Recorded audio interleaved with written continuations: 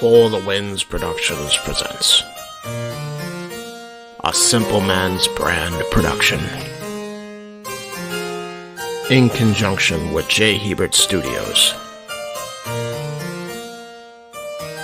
And now, a simple take with Noah Foster.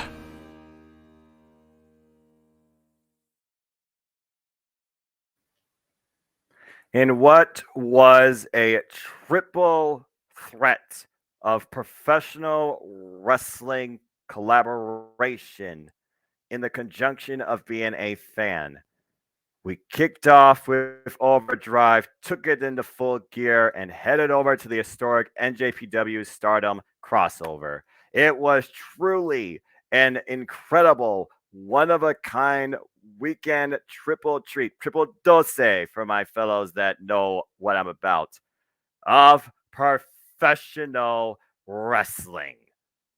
Hello, everybody. Good evening to all of you, or good morning, or good night, whenever you may watch this. I am the Simple Man, and my name is Noah Foster, and welcome to A Simple Man's Brand, courtesy of the trademarking of my great friend, the creative mind behind the intro, too. Of course, I am talking about James Hebert, of course, J. Heberside 95, FTW Productions.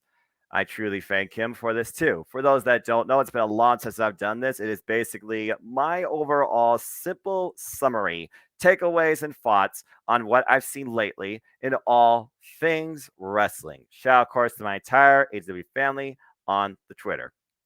So I'm going to take about maybe 20 minutes of your time for each of these shows to give just my simple thoughts on basically the results and what I really think came about and what could be next. So, without further ado, let's get right into it.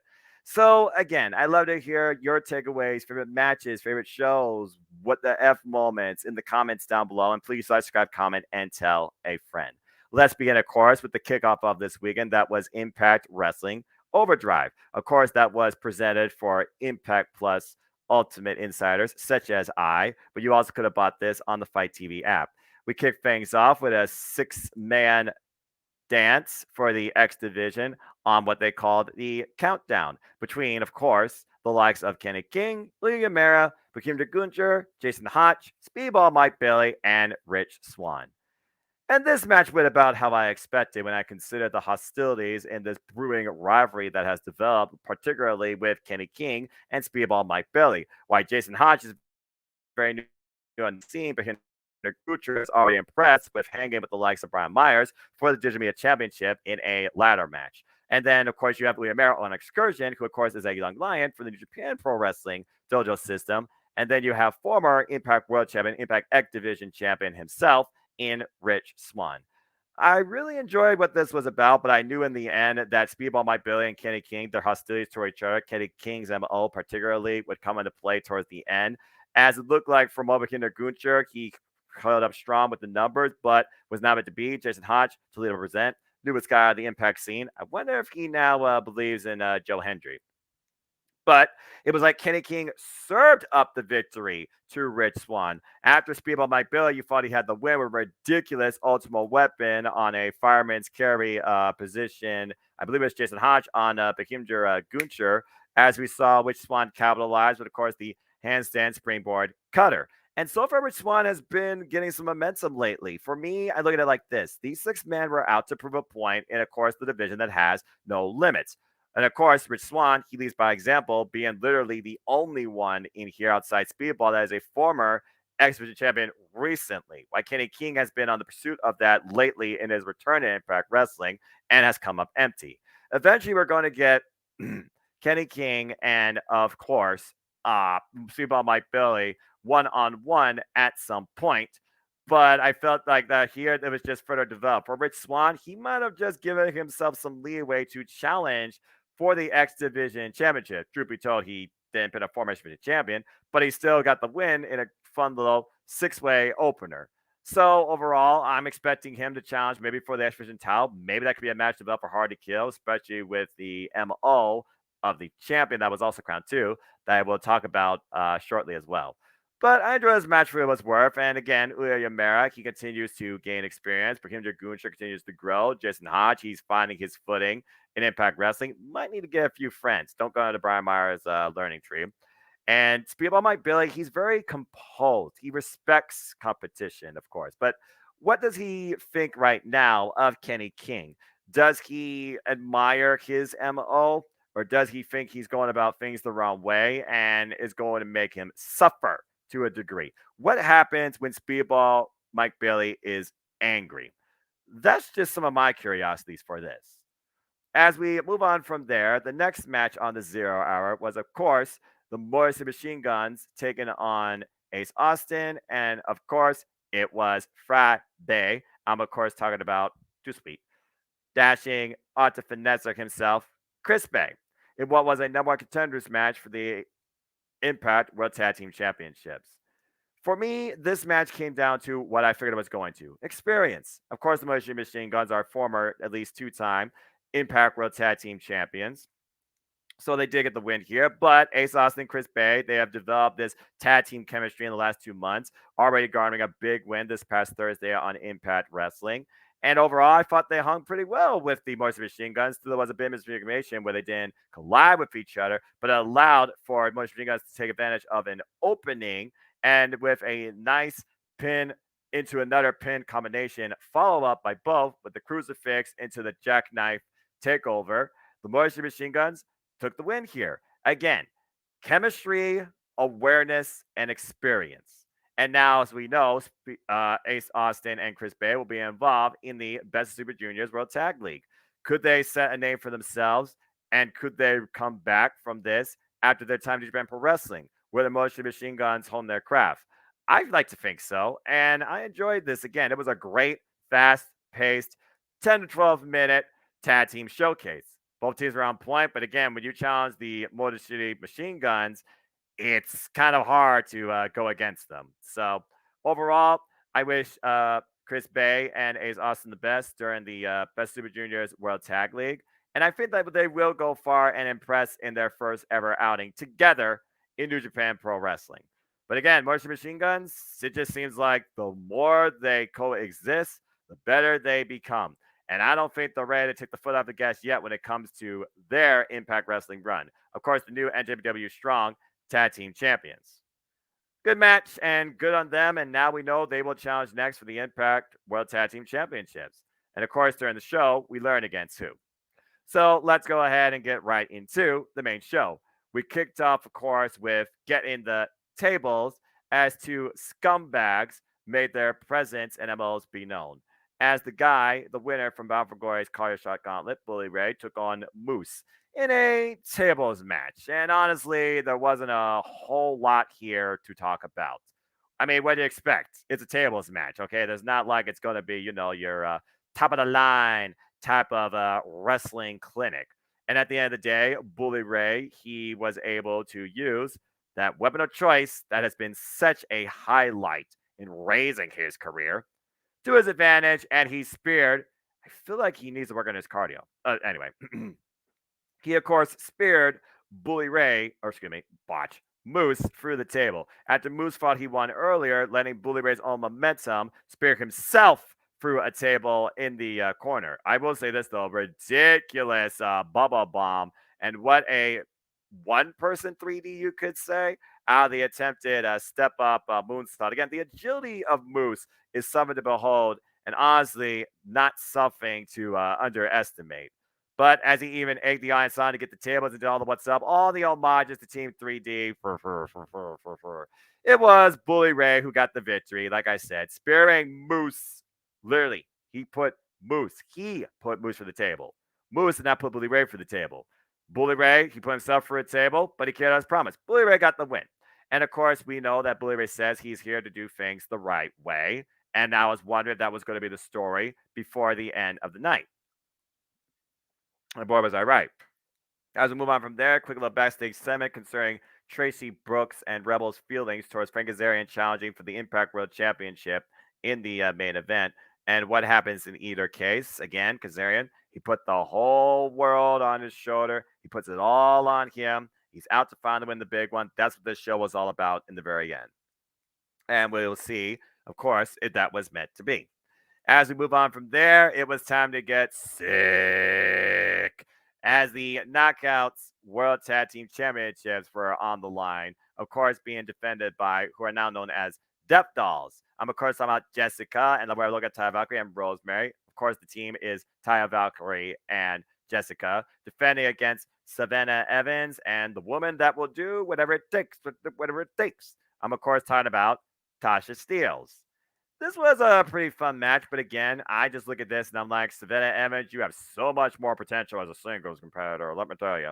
And of course, this was founded upon Jessica losing to Evans in one-on-one action and developing a drinking addiction. Maybe not controlled to a degree. And the early going, of course, we had the Battle of the Behemoths as Evans and Jessica. They duked it off and squared off among each other, but then Tasha Steelz, she takes advantage. I feel like Tasha Steelz gets way into herself at one point, trying to get an illegal pinfall. Kudos to the ref being aware, trying to be as chaotic as possible, but referee awareness knew she wasn't legal, and then she throws a tantrum. And of course, Taya Valkyrie was able to take advantage following that. Savannah Evans comes back in, though, and tries to take advantage, takes her down. Again, Evans was definitely power playa, holla, and I mean that literally in this match. But in the end, as Jessica got the tag with a flip, flop, and fly, bionic elbow, and then a falling cross body across both after dropping Savannah Evans on her keister, she was able to hook up Tasha Steelz, who tried to go for a springboard cut after twerking. That was your downfall, playa. And of course, with that kick, it was the Sakishi driver that secured the sick win for the Death Dolls, and they still remain as the Knockout Tag Team Champions. In what you might think is a division without a lot of depth from the tag team perspective, I will give Tasha Steelz credit. She made it about herself. She got another match, and she is a former Knockouts Tag Team Champion, Savannah Evans. Good showcase for her. I feel like they're finally putting more stock into Savannah Evans, and I feel that eventually, like others, Savannah Evans might turn on Tasha Steelz because she might be getting tired of this flavor. That's just my opinion. But good for the Death Dolls because I think that these titles have been flip flop enough. They need to stay on a more longer term team. Still surprised it wasn't Vex, but that's a whole different story. And I wonder what other tag teams could come onto the scene. Maybe Masha comes with a partner. Maybe Killer Kelly comes with a friend or coexists with an old one. Because there is so much depth to the Knockouts division, there is that potential of that, actual division being there. But I do wonder now who's going to come after the Death Dolls at this point. Giselle Shaw, she is on her own. Mickie James, she's on her last rodeo. We'll talk about that here in a moment. And Deonna Purrazzo, she's also on her own now since her friend went home. And that's just a few of the knockouts there. So I don't know. I'm curious, though, who else steps up to challenge for these tag team championships. Or who could show up and arrive. Hey, Kylan King, where are you? I'm just saying. Anyway, as we get wild with hardcore country, it was Taylor Wilde versus Mickie James, the continuation of the last rodeo, where, of course, if Mickie James lost, she would retire and go home. Of course, this was founded on mutual respect at the very beginning. Both these two former knockout world champions, and of course, Taylor Wilde made sure that Mickie James won on her own merit this past Thursday, the previous Thursday, I mean, on Impact Wrestling against Chelsea Green, and Chelsea Green went home. But Taylor Wilde also said, I did this because I want to be the one to end your career. And what really felt like a very different mat-based, catches cam, physical, calculated, hybrid type showcase of a match here, it definitely was a different test for Mickie James that I think she welcomed and maybe wasn't fully prepared for, despite the fact that she is a veteran with another veteran.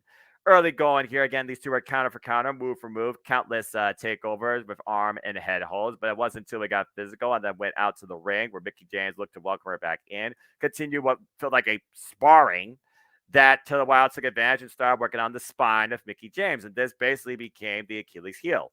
As she went for, I thought for a moment, Dragon Sleeper, but instead the surfboard Romero special, but almost got herself pinned to the mat. Again, gotta be aware how you handle yourself technically, lest you become your own victim. And Mickie James was able to fight back, showing that fire inside her that caused her hardcore country in the first place. Of course, she's also crazy.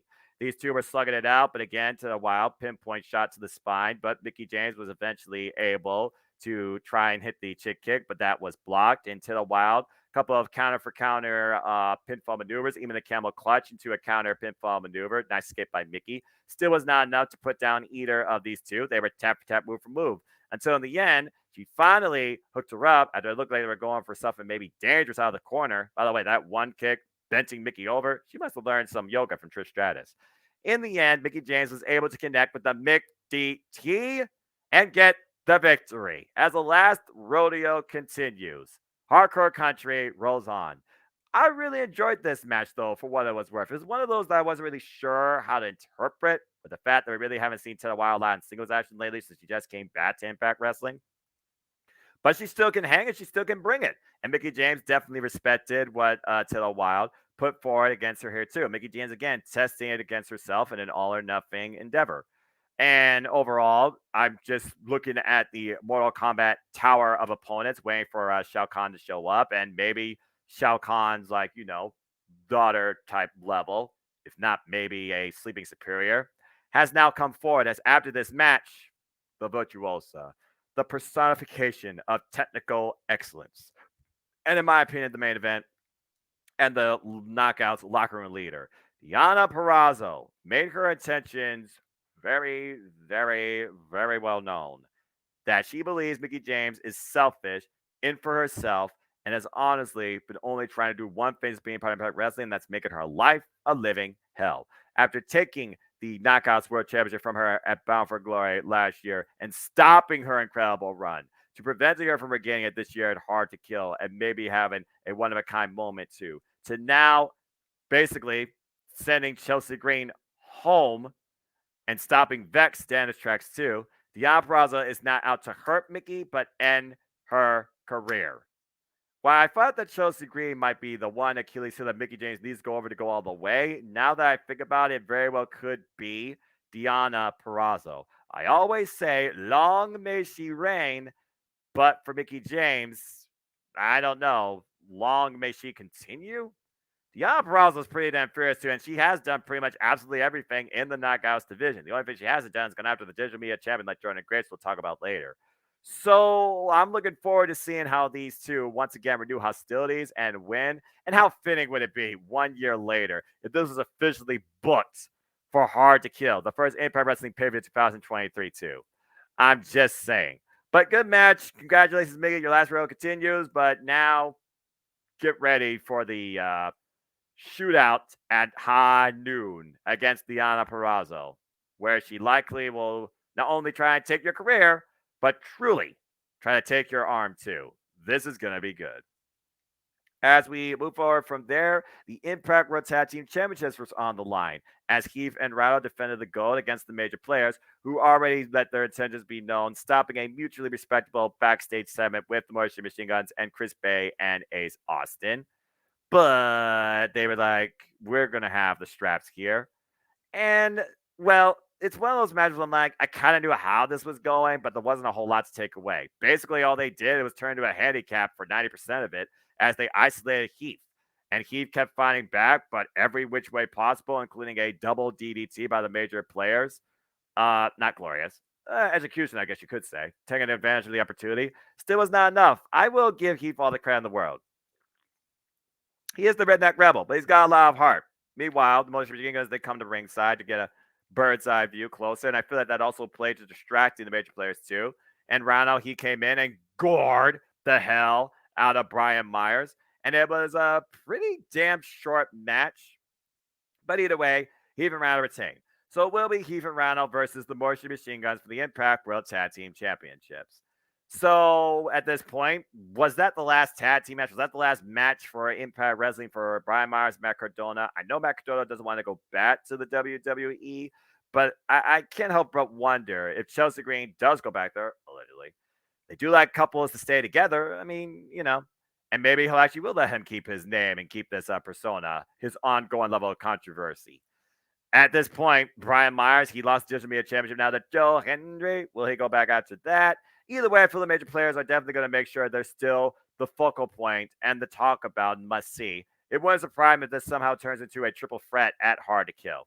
But I'm curious how Heath and Brown can hold up against the Motion Machine Guns, since the Motion Machine Guns lost out to OGK at Bound for Glory. Either way, It was okay match. It wasn't really a whole lot, but now we know still who's the man. As we go from there, this very well could have been match of the night, but I mean, he calls himself Spider Trey, but I've seen enough Spider-Man movies, particularly one, to know that Spider-Man wasn't always the guy looking the right way for reasons. As Black Taurus, an uncrowned X Division champion since being part of Impact Wrestling, went after the gold against former X Division champion Trey Miguel. Toledo represent. So this was incredible. Okay, first off, the dynamics here. Black Taurus, of course, he was the bigger dude. He definitely had more power. Trey Miguel, he had the speed advantage, it seems. But then Black Taurus, he put a lot of amazing cruiserweight type varying maneuvers and definitely worked heavily, and I mean heavily, on the spine, which I'm pretty sure was not 100% going in here, of Trey Miguel. And these two, again, prove why the X Division is truly about no limits, leaving everything out there in and out of the ring, too. At one point, literally, Trey, he went for broke with the Meteor that has won him many wins. But just like Steve Mackin, I believe the only other person to actually kick out of that move, Black Taurus was able to survive and endure, even after being planted on the floor and these two exchanging kicks, backbreakers, and even receiving the horns. And even after a ridiculous destroyer type of setup, it still was not enough. Neither of these men would go down. And I've seen Black Taurus hand with Josh Alexander, so I knew he was determined. For me, though, the real turning point here was Trey going for broke. It just goes to show how desperate he was to regain this title. Tosses some sort of object, and literally, like his entrance, maybe that same canister, he spray paints Black Taurus and catches him with a roll up and escapes the title. Trey goes heel. Spider Man lets Venom take over? What? Huh.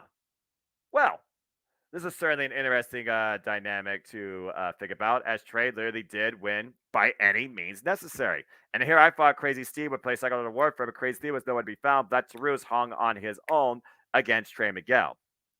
So the way I see it is this: it's a whole new face of the X Division, and we'll now see how far Trey is willing to go to keep this title this time around. He knows he doesn't have to deal with Ace Austin for the time being. He knows how hard Speedball Mike Billy can fight him. Again, these two, they're technically 1-1, even if the last one was disqualification. But I do wonder, is Speedball Mike Billy, will he confront the champion and be like, you dishonor the X Division? And will Kenny King endorse him? Because this come weird impromptu tag team match, Speedball and Black Taurus versus Kenny King and Trey Miguel, because Kenny King was the one that literally helped Trey Miguel advance in this tournament. And right now, I just like Trey as a heel champion. Well, that's an interesting dynamic. I'm curious what this could mean. But again, the way I see it is this: incredible match. X Division holds the standard and always trying to be your show stealer. And they once again proved it here tonight. My words cannot do it justice. You owe it to yourselves to watch this incredible match when you can, some point on Impact Wrestling's YouTube channel, either here or tomorrow night or some point. And right now, I just don't know how to feel. Trey Miguel as a heel, as the X Division champion. I don't recall him ever even being a heel in Impact Wrestling. I mean, the Rascals, they were what they were, just bonging in the treehouse. So I guess it's a whole different reason now to celebrate 420 style, whether he does it with others or by himself. It's an interesting dynamic. But Trey Miguel, new X Division champion, and he is now heel. Venom has taken control. It's going to take more than a bell ringing to separate Trey from this symbiote. Kudos to him, though. Congrats, Trey, to represent. Again, you want to be champion, sometimes you got to go above the moral code. It's the way of the industry, especially when you felt like you've done it long enough and it hasn't been truly, fully rewarding and fulfilling. Anyway, as we go from there, we move on now to last knockout standing as Masha Slamovich goes round 2 with the juggernaut, Jordan Grace, who simply personified this match as one word, and I can't say it in Russian. Death. Well, it was definitely the death of one with spine and maybe Masha Slamovich's left leg. I mean, the hot start immediately, Jordan Grace definitely personifying that attitude of why she is related to Big Mama Pump, Big Papa Pump himself. There's a reason she calls Big Mama Pump. Holla if you hear me. But she proved why she is married to Jonathan Gresham, taking a bit of a technical approach here too. Constantly assaulting and collapsing the left leg of Masha Slamovic, shattering her knee, trying to break her Achilles. But Masha kept fighting back, kept breaking the 10 count. At one point, these two are literally on the floor, and literally Jordan Grace gets spine buster on the point of the ramp and the floorway, and Jordan Grace's back gets exaggerated many times over. It was a story of Jordan Grace's spine trying to neutralize the power versus Masha Slavic's explosive nature, taking out her base so she can't get any sort of momentum. Masha at several points was literally limping.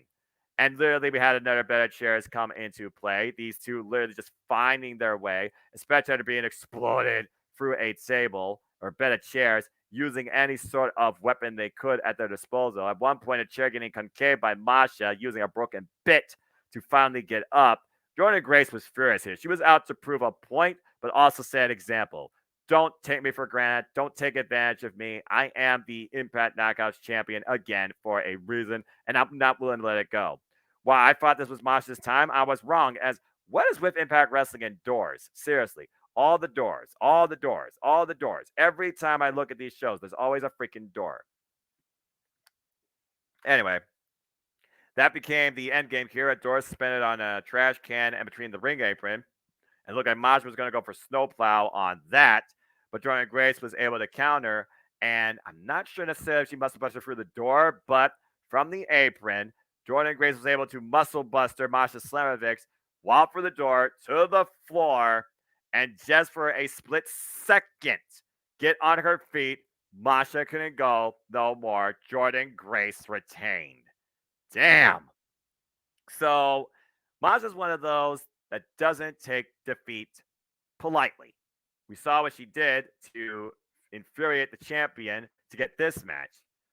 So right now, though, it is 0-2 for Masha Slamovic. It is for Time to Charm. And how do you approach this? With a pay-per-view entitled Hard to Kill, how do you step up from last knockout standing, make it feel different, and make it maybe be the end? Because we all know wrestling loves to do trilogies with stories and rivalries. And Jordan Grace right now, she does seem unstoppable. I really don't know who else besides Masha at this point could take the title that's been billed enough to be the threat. Now, there's a couple names I believe that should be champion that I want to see her face and maybe hold the gold, aka a certain killer on the prowl. And just biding her time, having her fun, because people talk too much. I'm just waiting for what piece of meat she goes after next. But good friggin' grief, what a war of physical proportions here for Jordan Grace and Masha Slamovic. I wonder how much Jordan Grace is going to have to ice and rest after that. And again, Masha and Speedball, they've been two of the most proactive, hardest working, spread around professional wrestlers this year in the industry worldwide. Either way, the Juggernaut is still Knockout World Champion, as she was the last knockout standing. And I guess we'll see what's ahead for both these women, maybe as soon as the fallout from Overdrive this Thursday. So stay tuned. Meanwhile, as we go from there, it was time for the main event. And once again, Josh Alexander, he is the Iron Man for a reason. In what had to be practically 40 minutes, Josh Alexander and Frank Kazarian contended for the Impact World Championship. Frank Kazarian, he felt like this is the big one. He had to win and may have been his last shot. For Josh Alexander, he was here to prove a point and also, once again, add his name up in the likes of AJ Styles, Kurt Angle, and so many other greats before him that have held this title and led this company. And also, it's definitely a match of family morale, as of course, Josh Alexander's wife and son were at ringside. And that came into play at one point during a conscious choice. These two went back and forth as Frank Alexander looked for the chicken wing countless times over, but Josh Alexander, he was able to lock in the ankle lock and even caught up to a couple of greats with the Olympic Slam and even a Styles Clash to try and help him win. Wasn't enough. Frank Kazarian at one point rocked him where he knocked the mouthpiece out of his mouth and even took the headset off of his head, explained Josh Alexander's temper to his advantage, planning him for Back to the Future, went for a flux capacitor, even that slingshot cutter. Frank Kazarian used everything possible except a chance that he could have, the Impact World title. If he was going to win, he was going to win on his own merit, and he came this close. But again, looking at a wife and a son, figured about as a father myself, Is this the example I want to put forward to my family? What does it mean to be champion? How far are you willing to go to gain it? How are you willing to do it? That moment right there told me that Josh Alexander was winning because a moment of consciousness has been too much of a deciding factor lately in championship affairs of professional wrestling. And literally, this classic, sleeping instant classic, went for about 40 minutes, but Josh Alexander was finally able to hit the C4 spike one last emphatic time, and Josh retained the title. In Fragazarian, absolute disappointment, but still huge founded respect to the champion. As he takes his leave and Josh Alexander, we go off the air, or so we thought. As Bully Ray did say earlier, he wished them both luck, but again, he could do things right. He came down to the ring, he respected the match, he realized what Josh went through, and he said they was going to call a shot right to him, face to face, shake his hand. And he did that. So now we know it will be Josh Alexander versus Bully Ray for the Impact World Championship at Hard to Kill. But do you know who he is? Josh learned the hard way in what had to be the most deplorable of actions, but commonplace if you know Bully Ray. He bashed him with the trophy. He threatened to take him out physically and injure him while his wife, former knockout great, remember Dynasty? And I know people wish that this was Dynasty Jay and be like, you deserve it, but no, this is different. This is just retired and also a mother. Jay trying to be inside, telling Bully, don't do this. What are you doing? This is ridiculous. To the point that Bully put her in, was fixing to power drive her, threatened Josh, and literally made Josh bend to his will, not only give him the championship as a mission statement, but stay in place for the own safety, health, and well-being of his wife, the mother of his child. And as Bully Ray looked over a absolutely destroyed Josh Alexander, figured that he sees fear in his eyes when all I see is pure pent up rage. But right now, just sympathizing, embracing his wife. What has Bully Ray instigated in the Iron Man of Impact Wrestling, Josh Alexander? Will this plan come to work? And where the hell was security staff, Scott Demore, anybody in the building during this? Let's just put that in perspective, folks, okay? Unforgiving actions by Bully Ray, no doubt, among a family tonight. Tommy Dreamer, you were wrong. No Tommy Dreamer tonight either. Coincidental.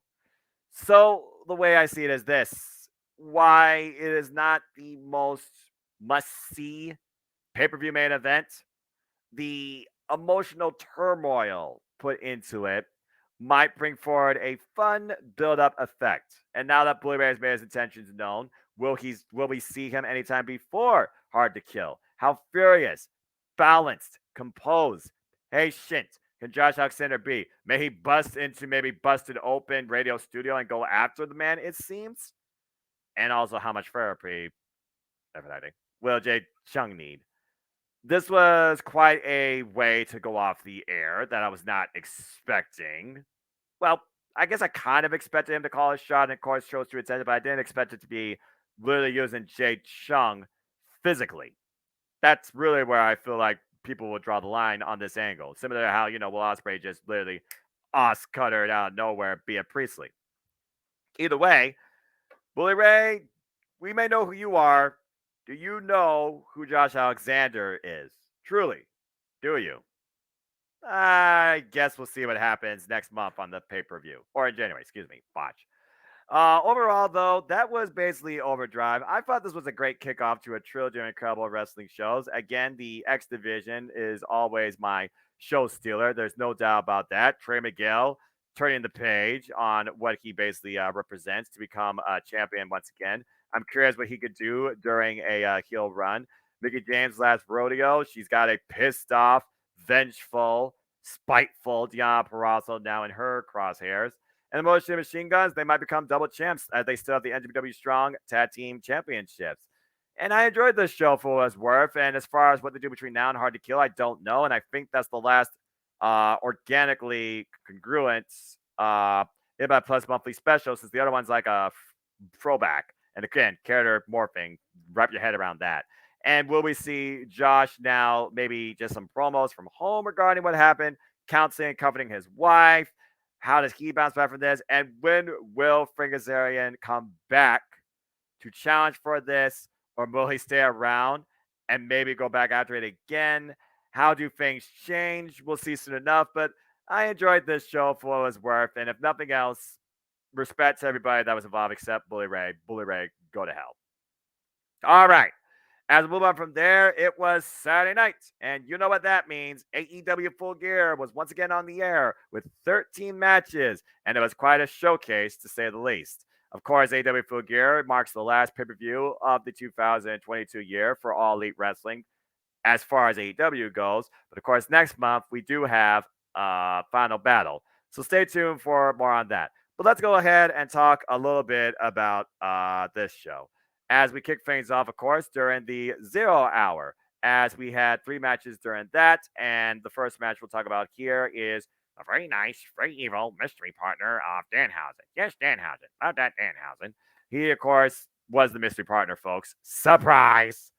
I mean, seriously, was anyone really shocked to see that it was Danhausen? I know I wasn't. I mean, come on, let's just put it out there. Everyone knew it was Danhausen. You had to be a monkey's uncle to not know that. Danhausen and the best friends, and Rocky Romero. Hey, nice to see Rocky back here. They, of course, took on the factory in full. Lee Johnson, QT Marshall, Nick Camarado, Cole Carter, and Aaron Solo.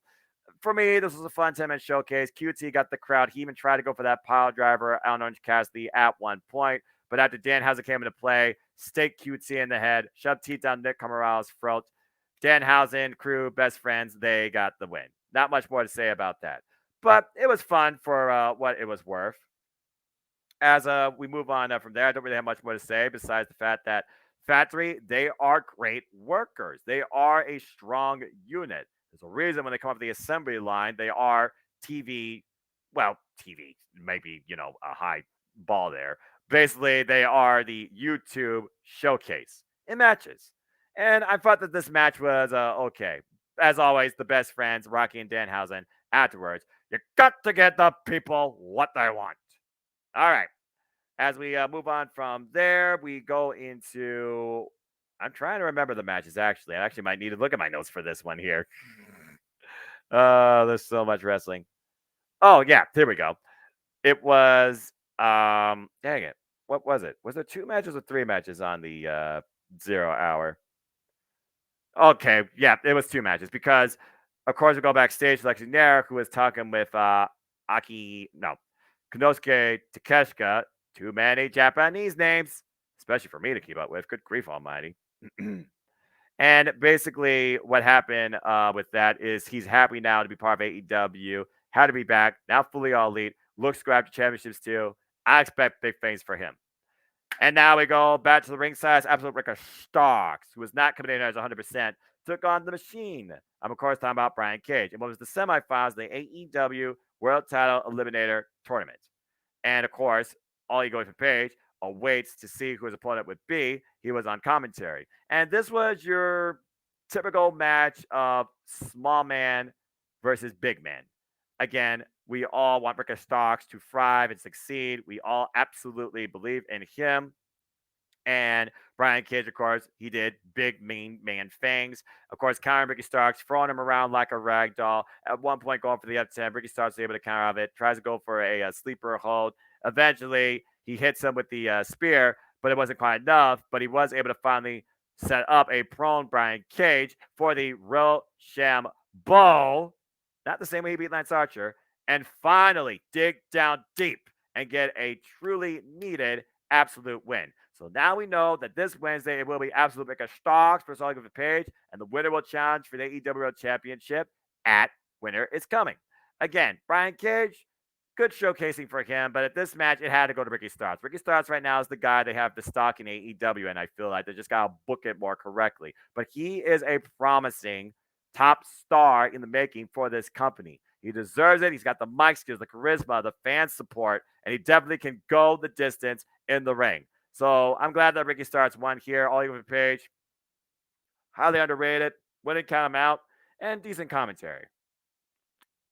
As we go from there, we go to the match of the 0 hour as Eddie Kingston with so much pride.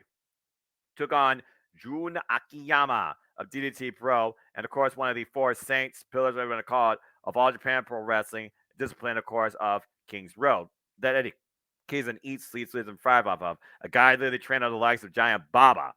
So, as Eddie Kingston and Akiyama, they basically exchange a lot of powerful shots here. And of course, Eddie Kingston coming off that great match against Tomoyoshi E, fighting against a totally different discipline for what he stood for in what was their second encounter here. Basically, Akiyama, he proved why he is one of the biggest legends in all Japan Pro Wrestling history. And Eddie Kingston, he hung with him. Eddie Kingston, though, was able in the end to overcome Akiyama even after the rising knee strike, which, of course, he traded off to Konosuke Takeshita. He hit him with a Hurricane, but it wasn't enough to keep him down. And then he picked him up, called his shot, and finally hit one last Hurricane with as much force as a friggin' Kamehameha, and finally put down this legend to get the 3. Overcome with emotion.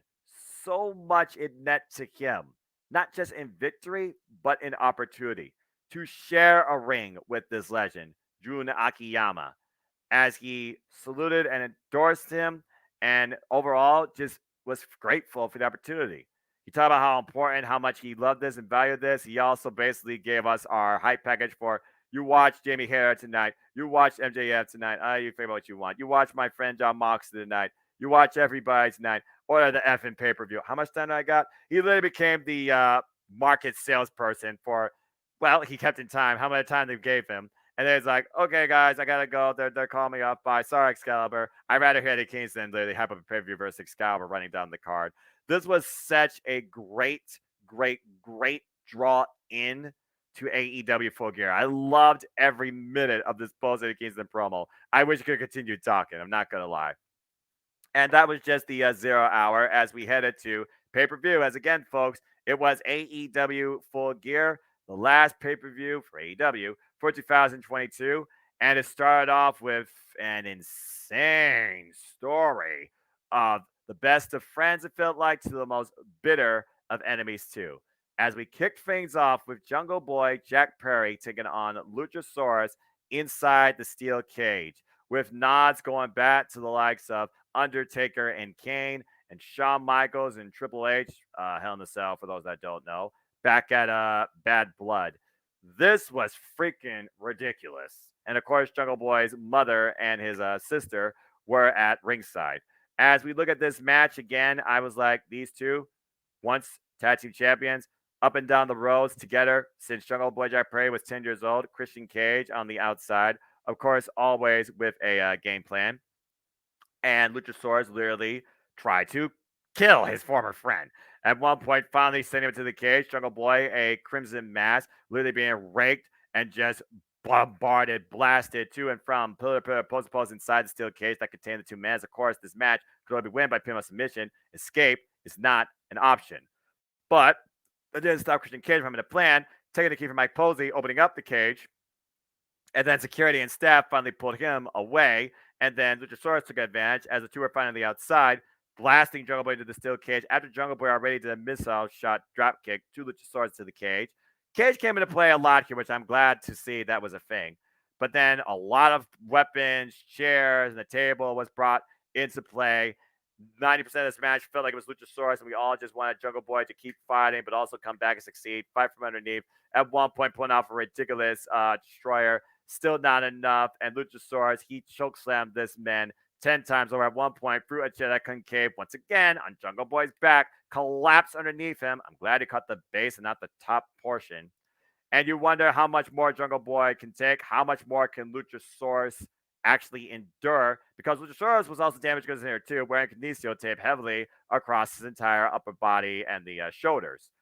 In the end, though, Jungle Boy Jack Perry was able to succeed, finally putting a prone Luchasaurus down on a table after headbutting, colliding, clashing with the man for, I think, was a good 20 minutes. And finally, I knew this crazy son of a bitch was going to do it. Up to the top of the cage, looks up to the heaven to his father, then looks down and drops the ultimate elbow to the diaphragm of Luchasaurus, causing internal bleeding as Jungle Boy's weight and Luchasaurus' weight collapsed that table, completely smack dab in half, and Luchasaurus is unable to breathe, spitting up blood, finally turning him over into the snare trap, and much sought after, needed, theatrical level, bravo, redemption for Jungle Boy Jack Perry in this rivalry, overcoming the right hand of destruction and former tag team partner and friend Luchasaurus. Jungle Boy Jack Perry wins. Damn. So this match was fucking incredible. What an incredible story told. What a moment. The pop by the crowd. Because, of course, they were hottest that whole night, but they were the hottest definitely in the beginning of the night before anything else. And Jungle Boy finally gets a win. Much sought after, need of redemption on behalf of his father and his family against what was once his former friend.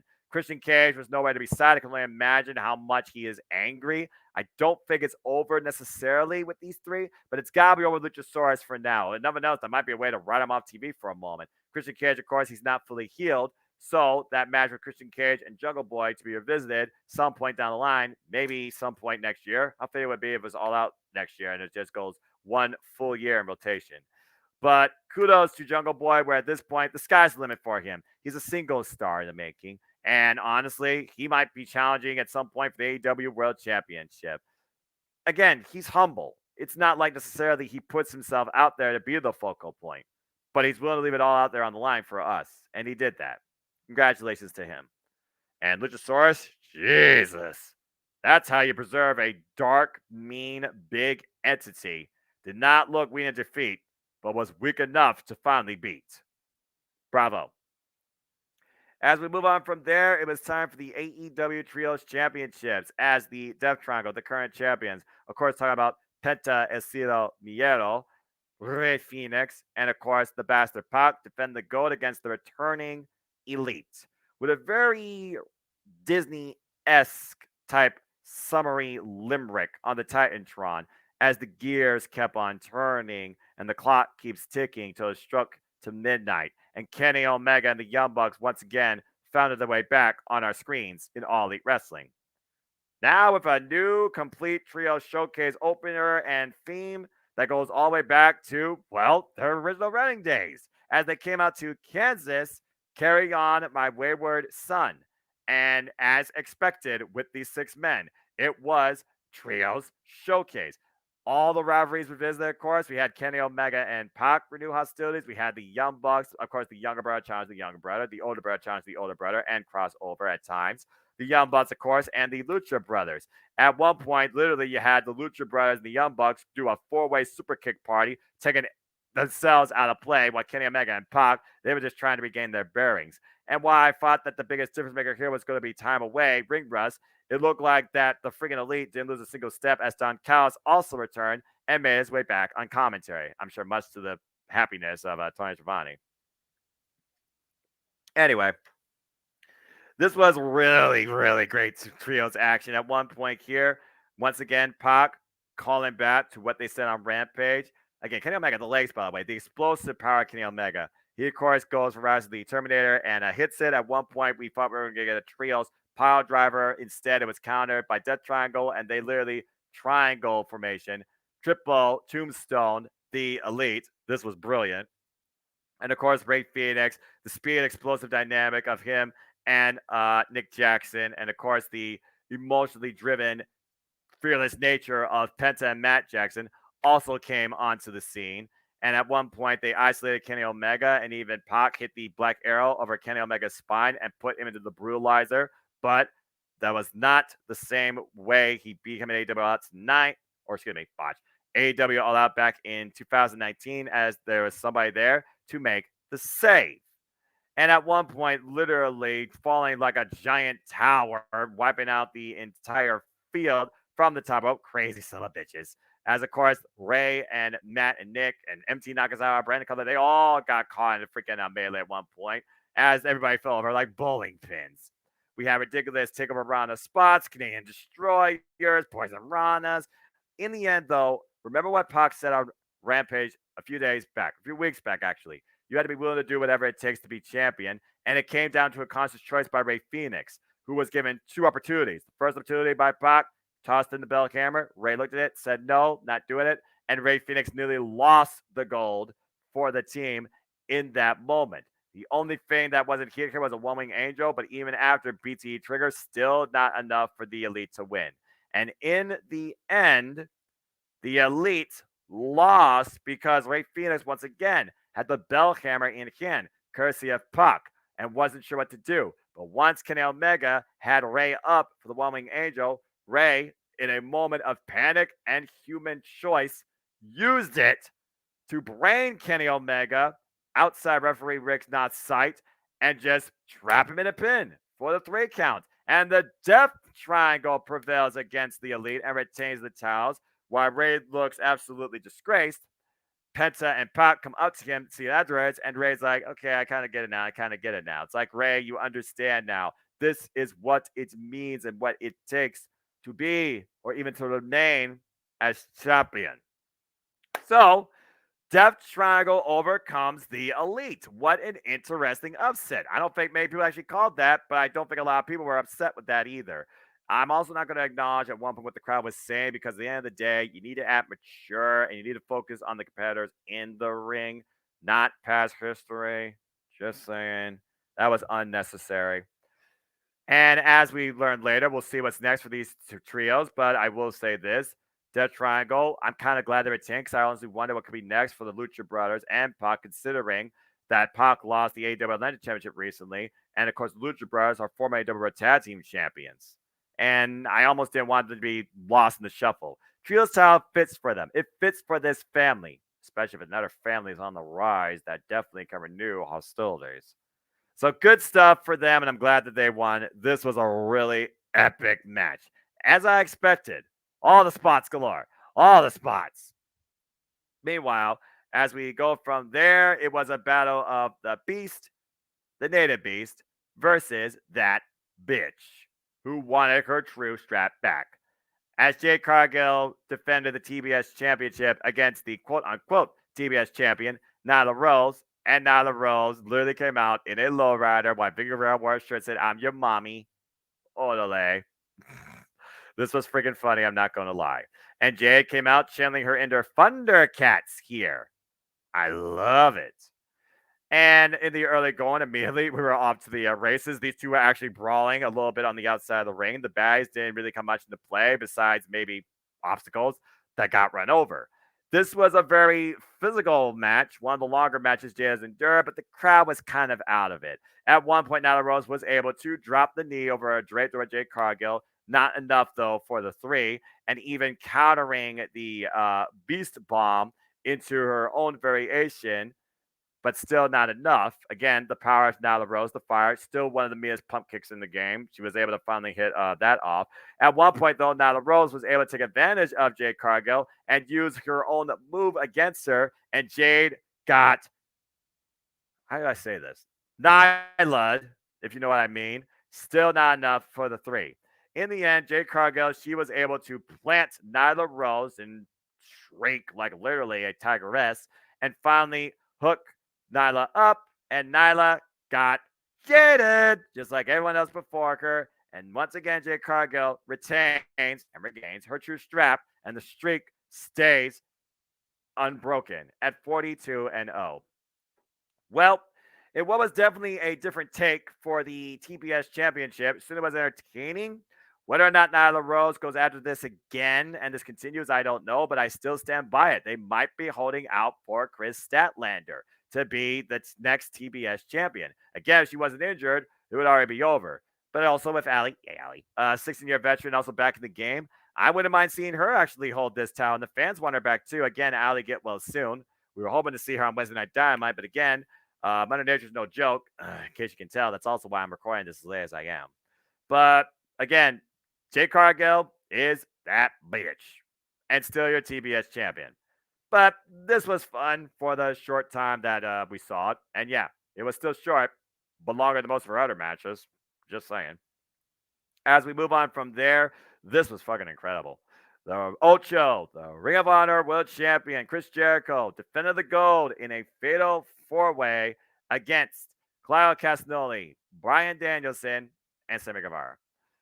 This was very unique because, again, I wondered how Sammy would actually act on Chris Jericho's behalf. Would he be just the insurance policy? Or would he go into business for himself? And would Jericho be caught by surprise? And of course, I also looked at Claudio Castagnoli and Bryan Danielson. They were out to restore honor to this title. And I wondered if they'd be okay if either one of them won. Not only did we once a little bit during this match get Bryan Danielson versus Claudio Castagnoli, we also got Sammy Guevara versus Chris Jericho. Respect. Even after a while, they handicapped Bryan Danielson. It was 2-on-1. You kid him, then you kid him, then you kid him. And at one point, Chris Jericho literally having Sammy guard for a pinfall as Jericho was pinning Bryan Danielson, but it wasn't enough. Bryan Danielson coming back, 2-for-1 special, assaulting both Sammy and Chris Jericho. And then at one point, Sammy Guevara, he goes to business for himself, goes for a pin. Chris Jericho couldn't believe it and literally hooks him up. Then he tries to GTH him, and we get Chris Jericho and Sammy fighting against themselves for a period of time. And Sammy comes this close to becoming the new Ring of Honor World Champion at the expense of Chris Jericho, nearly pinning him and also trying to pin Bryan Danielson. Of course, Claudio Castagnoli, his power came into play, including a giant swing that was interrupted by a ridiculous code breaker. Chris Jericho being resourceful, taking advantage where he could. Nice lion salt. Sammy Guevara, avalanche Spanish fly, and even hit the GTH at one point. Nearly won the title. But in the end, and why did it had to be him? Cycle knee, all the near falls you can think of, but Claudio Castagnoli is the guy that eats the fall. And Chris Jericho comes in the back door to get it. But Sammy looks on, and the Ocho retains the Ring of Honor World title. So the way I see it is this: Sammy is a bit distraught, but Chris Jericho, respect what Sammy did. He has a chance to be a world champion. Definitely could be a future world champion, but it wasn't his night tonight. It wasn't going to be at the expense of him. Bryan Danielson and Claudio Castagnoli both fall short of regaining the Ring of Honor World Championship, even though Bryan Danielson wasn't involved in the decision. Will Sammy and Chris continue to coexist now to the same level, or will there be a bit of jealousy and envy building up? Because at the end of the day, if you're not in this business to be champion, what are you doing being Dulce? Just saying. You always want to be the runner-up guy, the sidekick player, Sammy. Just saying. And I love the fact there was no outside influences. Even for the baseball bat wasn't really used here, although it almost was. There was no Dan Garcia, no Willa Yuta, no other members of Gerald Fisher Society. There was nobody. Either way, Chris Jericho retained the title. And I really enjoyed this match. This was definitely probably my match of the night. Well, definitely up there as top two. And again, as we go into Ring of Honor Final Battle, who will dethrone the Ocho as possible? Or will Chris Jericho be the face of Ring of Honor when it finally comes off the ground as its own entity? Something got to give next month at the pay-per-view, it seems. I just don't know how and against who at this point. Well, it won't be Chris Hero, I'll tell you that much. Anyway, as I talk about this, we move on to big meaty men doing big meaty men things as the TNT Championship was on the line in a triple threat match of the Titans as Wardlow defended the gold against Powerhouse Hobbs and Samoa Joe. So this started as I expected. Wardlow was super furious, and Wardlow wants Samoa Joe, Powerhouse Hobbs. He was almost a non-factor in the early going. But he reminded these two who he is, don't count him out, taking advantage of Samoa Joe and Wardlow on the outside. And for a little while, it was Powerhouse Hobbs and Samoa Joe. And Samoa Joe, again, explosive nature that just popped Inzaguri in the corner and then finally hits a senton after missing one slightly earlier. But then Wardlow comes into play. He steps up, nearly missteps off the top rope. That was actually scary. But then he was able to connect with Hobbs, get the near win off there. Eventually, Wardlow takes advantage of both with a rewind lariat and a headbutt and goes for the Powerbomb Symphony, particularly to Powerhouse Hobbs. And after, I believe it was 4 power bombs, Samoa Joe took advantage of Wardlow's work here. And basically, at this point, I freaking couldn't believe it. I freaking just couldn't believe it. What the hell here? Seriously, are you kidding me? What the hell? TNT champion lost. I did not think Wardlow was going to lose based on his hot streak. But yeah, Wardlow Powerhouse Hobbs to look at each other afterwards and like, bro, we got played. Because at the end of the day, Samoa Joe escaped with the TNT championship. put in one of the other two men to sleep after the work was already done, and the ref called the bell. Excuse me. Samoa Joe is now TNT and Ring of Honor television champion. He owns TV. That's an interesting dynamic now, as Joe is two belts, has a belt over each arm. But again, he's a killer. He's a strategist. He called his shot. He picked his moment. He found his way to insert himself in this match that was with originally Wardlow and Powerhouse Hobbs. Unfinished business for sure. Even after Hobbs hit that ridiculous last time in Spinebuster, there's still not enough to put down the TNT champion or claim the title. I gotta imagine that Wardlow and Hobbs, they're gonna have red in their eyes and go after Samoa Joe, whether or not for the Ring of Honor title or back for the TNT title. Maybe they form a unique alliance. The enemy is my friend. But I honestly did not expect Samoa Joe to take the title in the end. That was really freaking surprised me. But overall, that was brilliant. But definitely unfinished business still. I wonder what chapter 14 in the Book of Hobbs is. Or did he just rewrite chapter 13 and it's not fully closed? Who knows? But kudos to Samoa Joe. And again, he is on the front poster of Final Battle. So he's going to be a major player at that show. And I don't think it's just going to be about the Ring of Honor World Television Championship. As we move on from there, and I know I'm out of order. Oh, well. We go to a match of a comeback. Don't call it a comeback, but actually do. Because people are on pins and needles for this. But I think for what both did, they did very well too. As Dr. Britt Baker, DMD, took on Saraya to her return to the ring. And this match was all about the neck. Yeah. So, in the early going, Britt found her point to attack Saraya on her neck and spine. And literally, that was the whole focal point the entire time. Avalanche air raid crashes, pushing her against the apron, suplexes, curb stomps galore. Saraya still fighting back, though. A very cautious pace, I feel like, as she was finding, I feel like, her footing, but also her place in the story. As Dr. Baker DMD was able to put her away, even with the curb stomp, not once, but twice. Saraya was able at one point to pull off the rampage, was unable to put away the doctor. And Britt was about to take Saraya to dentistry. Lockjaw was nearly in place, even after a counter roll through off a pinning attempt, roll over, back into it. She was unable, though, to put the glove in Saraya's mouth, thankfully. Saraya was able, at one point, to literally plant Britt hard in the middle of the ring. Still not enough, but finally took her over after ripcord, lariat exchange, swinging neckbreaker, fisherman neckbreaker, all the neckbreakers possible. Britt tried to pull out here and did. Britt succumbed not to one, not to two, but three total rampages, two back-to-back towards the very end, as Saraya, she did, to a degree, throw caution to the wind. But thankfully, safely, it looked like too, as she, I feel like, really respected and embraced Britt for what these two did together, and I'm sure it won't be the only time either too. Saraya got the win with a double rampage. In her comeback begins. Wonderful match.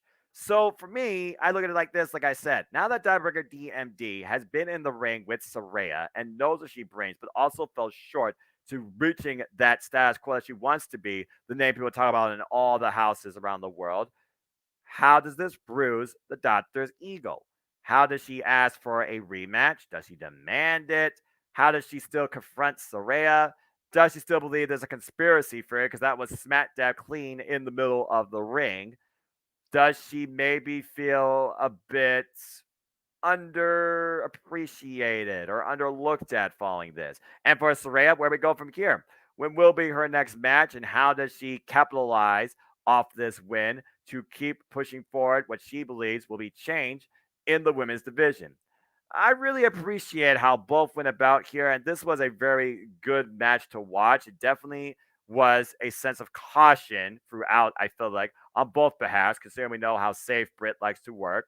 But overall, I think the two worked very well together, and I'm happy. I'm just very happy to see Saraya back, and I can't wait to see what she does next. As we go backstage, the Ocho, Chris Jericho, Orange Cassidy comes into play, and also Jake Harris there with his hat. He likes that hat. And basically, Orange Cassidy says he has a friend that would like to challenge you, Jericho, the Ocho, for the title. and he just happens to be the Stone Pit Bull Tomohiro Ishii, as Jericho talks about how he will humble this dog, Baka, and prove that he is his senpai. So we will see this coming Wednesday on AEW Dynamite, Stone Pit Bull Wrestling for the Ring of Jericho title. This is going to be freaking good. But also, Jake Aspen was in the backpack that Orange has. He showed him the AEW Championship. Asked if he wants it. Jake says, yeah. Orange Cassidy's like, okay. And nice hat. So out of this segment, we not only got a Ring of Honor World Championship match on Thanksgiving Eve on AEW Dynamite, but it sounds like we're going to get an AEW All-Atlantic Championship match against Big Hoss, Jake Hager, and Fresh Squeeze Orange Cassidy. Date to be determined. I'm going to guess Rampage because lately Rampage has become the showcase of this title. Not that that's a bad thing. Just saying. All right. As we move on from there, it was tag team action with Sting. Again, folks, my voice is still not fully back. And Darby Allin taking on Jay Lethal and Jeff Jarrett. Jeff Jarrett coming in with all the hate freaking possible. Go daggum figure. And of course, coming out with his own stings, trying to mock the icon. Darby Allin, though, with a little bit of mind games of his own, he comes in with a buyback on stage. And as Jay Lethal goes towards it, smoke comes out, and through the smoke comes Darby Allin with a skateboard to the midget, attacking the Stings and Jay Lethal. And behind Jeff Jarrett comes Sting. And this was your audience anticipation match of the night, as most of it was literally throughout the crowd. The biggest takeaway, though, was when Satnam Singh came into play and caught Darby Allin off a ladder, off the stage for a coffin drop. That was like a 25-foot drop, and then just tossed the man like literally a rag doll onto the stage. Ouch. And it was no disqualification, no count out, so there were no tags, but there still were tags in play for whatever reason. At the end of the day, Sting showed why he is Sting. Stinger splash, Stinger Scorpion Death drop, and yes, he and Jeff Jarrett actually fought a bit during this match. I know, right? As Sanjay Dutt was yelling, and Satnam Singh definitely was difference maker. Satnam Singh even getting the better of Sting after Sting had a Scorpion Death lock locked in, and Sanjay was unable to break it up. Darby Allin finally gets back to the ring, though. Launches himself like a bullet, pulls out the coffin splash. The two finally neutralize the giant Satnam Singh. Sanjay was a non-factor, and in the end, coffin drop. Bada swing, hit the ball. Jeff Jarrett hits the guitar in the back of Darby Allin. Still not enough to put the man away. And at one point, why Jeff Jarrett's lesson was, what you worship becomes your weakness, became Darby Allin's strength. Darby Allin channeled the icon Sting and literally fought up pain like it was nothing, pounding his chest, and literally gets the better of the two. And finally, Sting and Darby with combination, Scorpion Death Drop, Coffin Drop. And once again, the only thing that's true about Sting, he doesn't lose an AEW pay-per-view. Sting and Darby Allin with the win at the expense of Jay Lethal and Jeff Jarrett. So this is your typical, okay, Sting showcase spot. Sting and Darby Allin, they are that dynamic that just don't seem to lose. Sanjay Dutt, you had all the hype you could possibly have, but Jeff Jarrett and Jay Lethal couldn't get it done in the end together, even with no rules coming into play. This was a showcase. Now, hopefully this means that the Jay Lethal Darby Allin program is over. Jeff Jarrett, stay backstage. I don't have much more to say about this because at the end of the day, Sting and Darby Allin is Sting and Darby Allin. They are your pay-per-view spot, period. I really don't have anything else to say. I would like to see Darby Allin actually go after the TNT Championship again like he said he would a while back.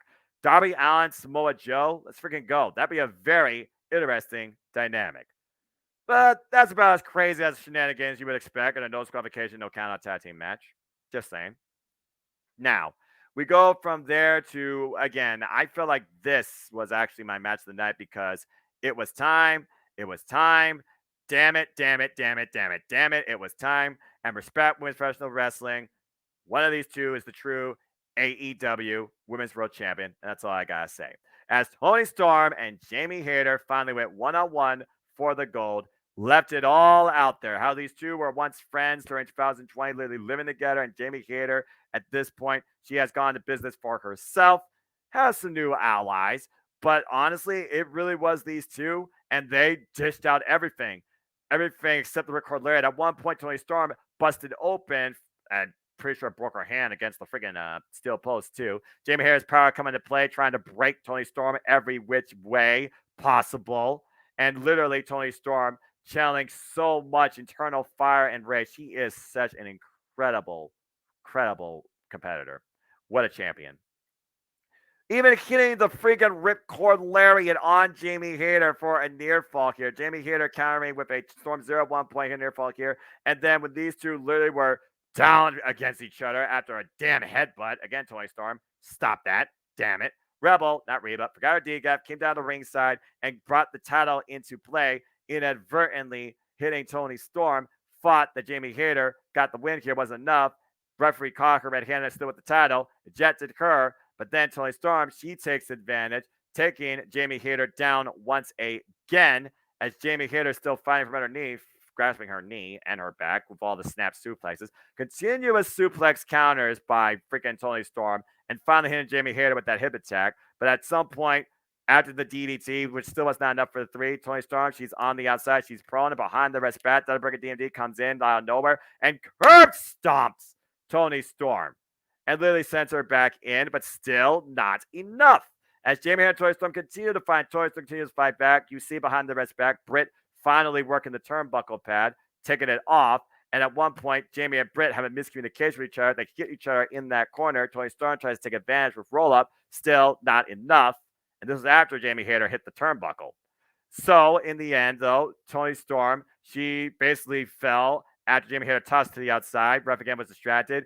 And Britt curb stomped Tony onto the damn title, which finally allowed Jamie Hayter to finally bring a prone Tony Storm long enough in the ring and hit that beautiful move as always. The power of Hayter. I'm a hater for life. Ripcord Lariat, and ladies and gentlemen, Jamie Hayter has arrived. Jamie Hayter is the new AEW Women's World Champion in what has to be the toughest physical Titanic women's bout in AEW women's history. That's professional wrestling. Damn it. All I gotta say is this.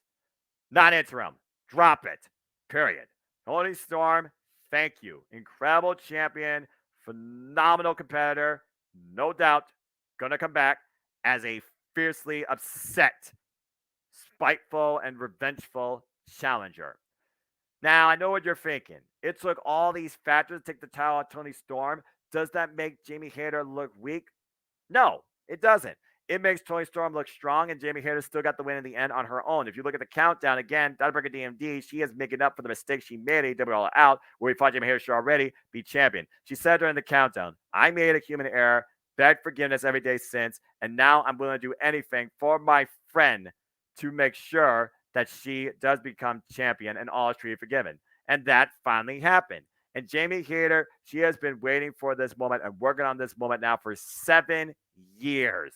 Long overdue, with a sense of comfort, accomplishment, clarity that I did it. I freaking did it. I am finally champion. I now welcome the pressure. I'll even face Double-breaker as a rival too. There's a lot of potential now with Jamie Hayter at the helm of the AEW Women's Division, as long as you respect her as the actual AEW Women's World Champion.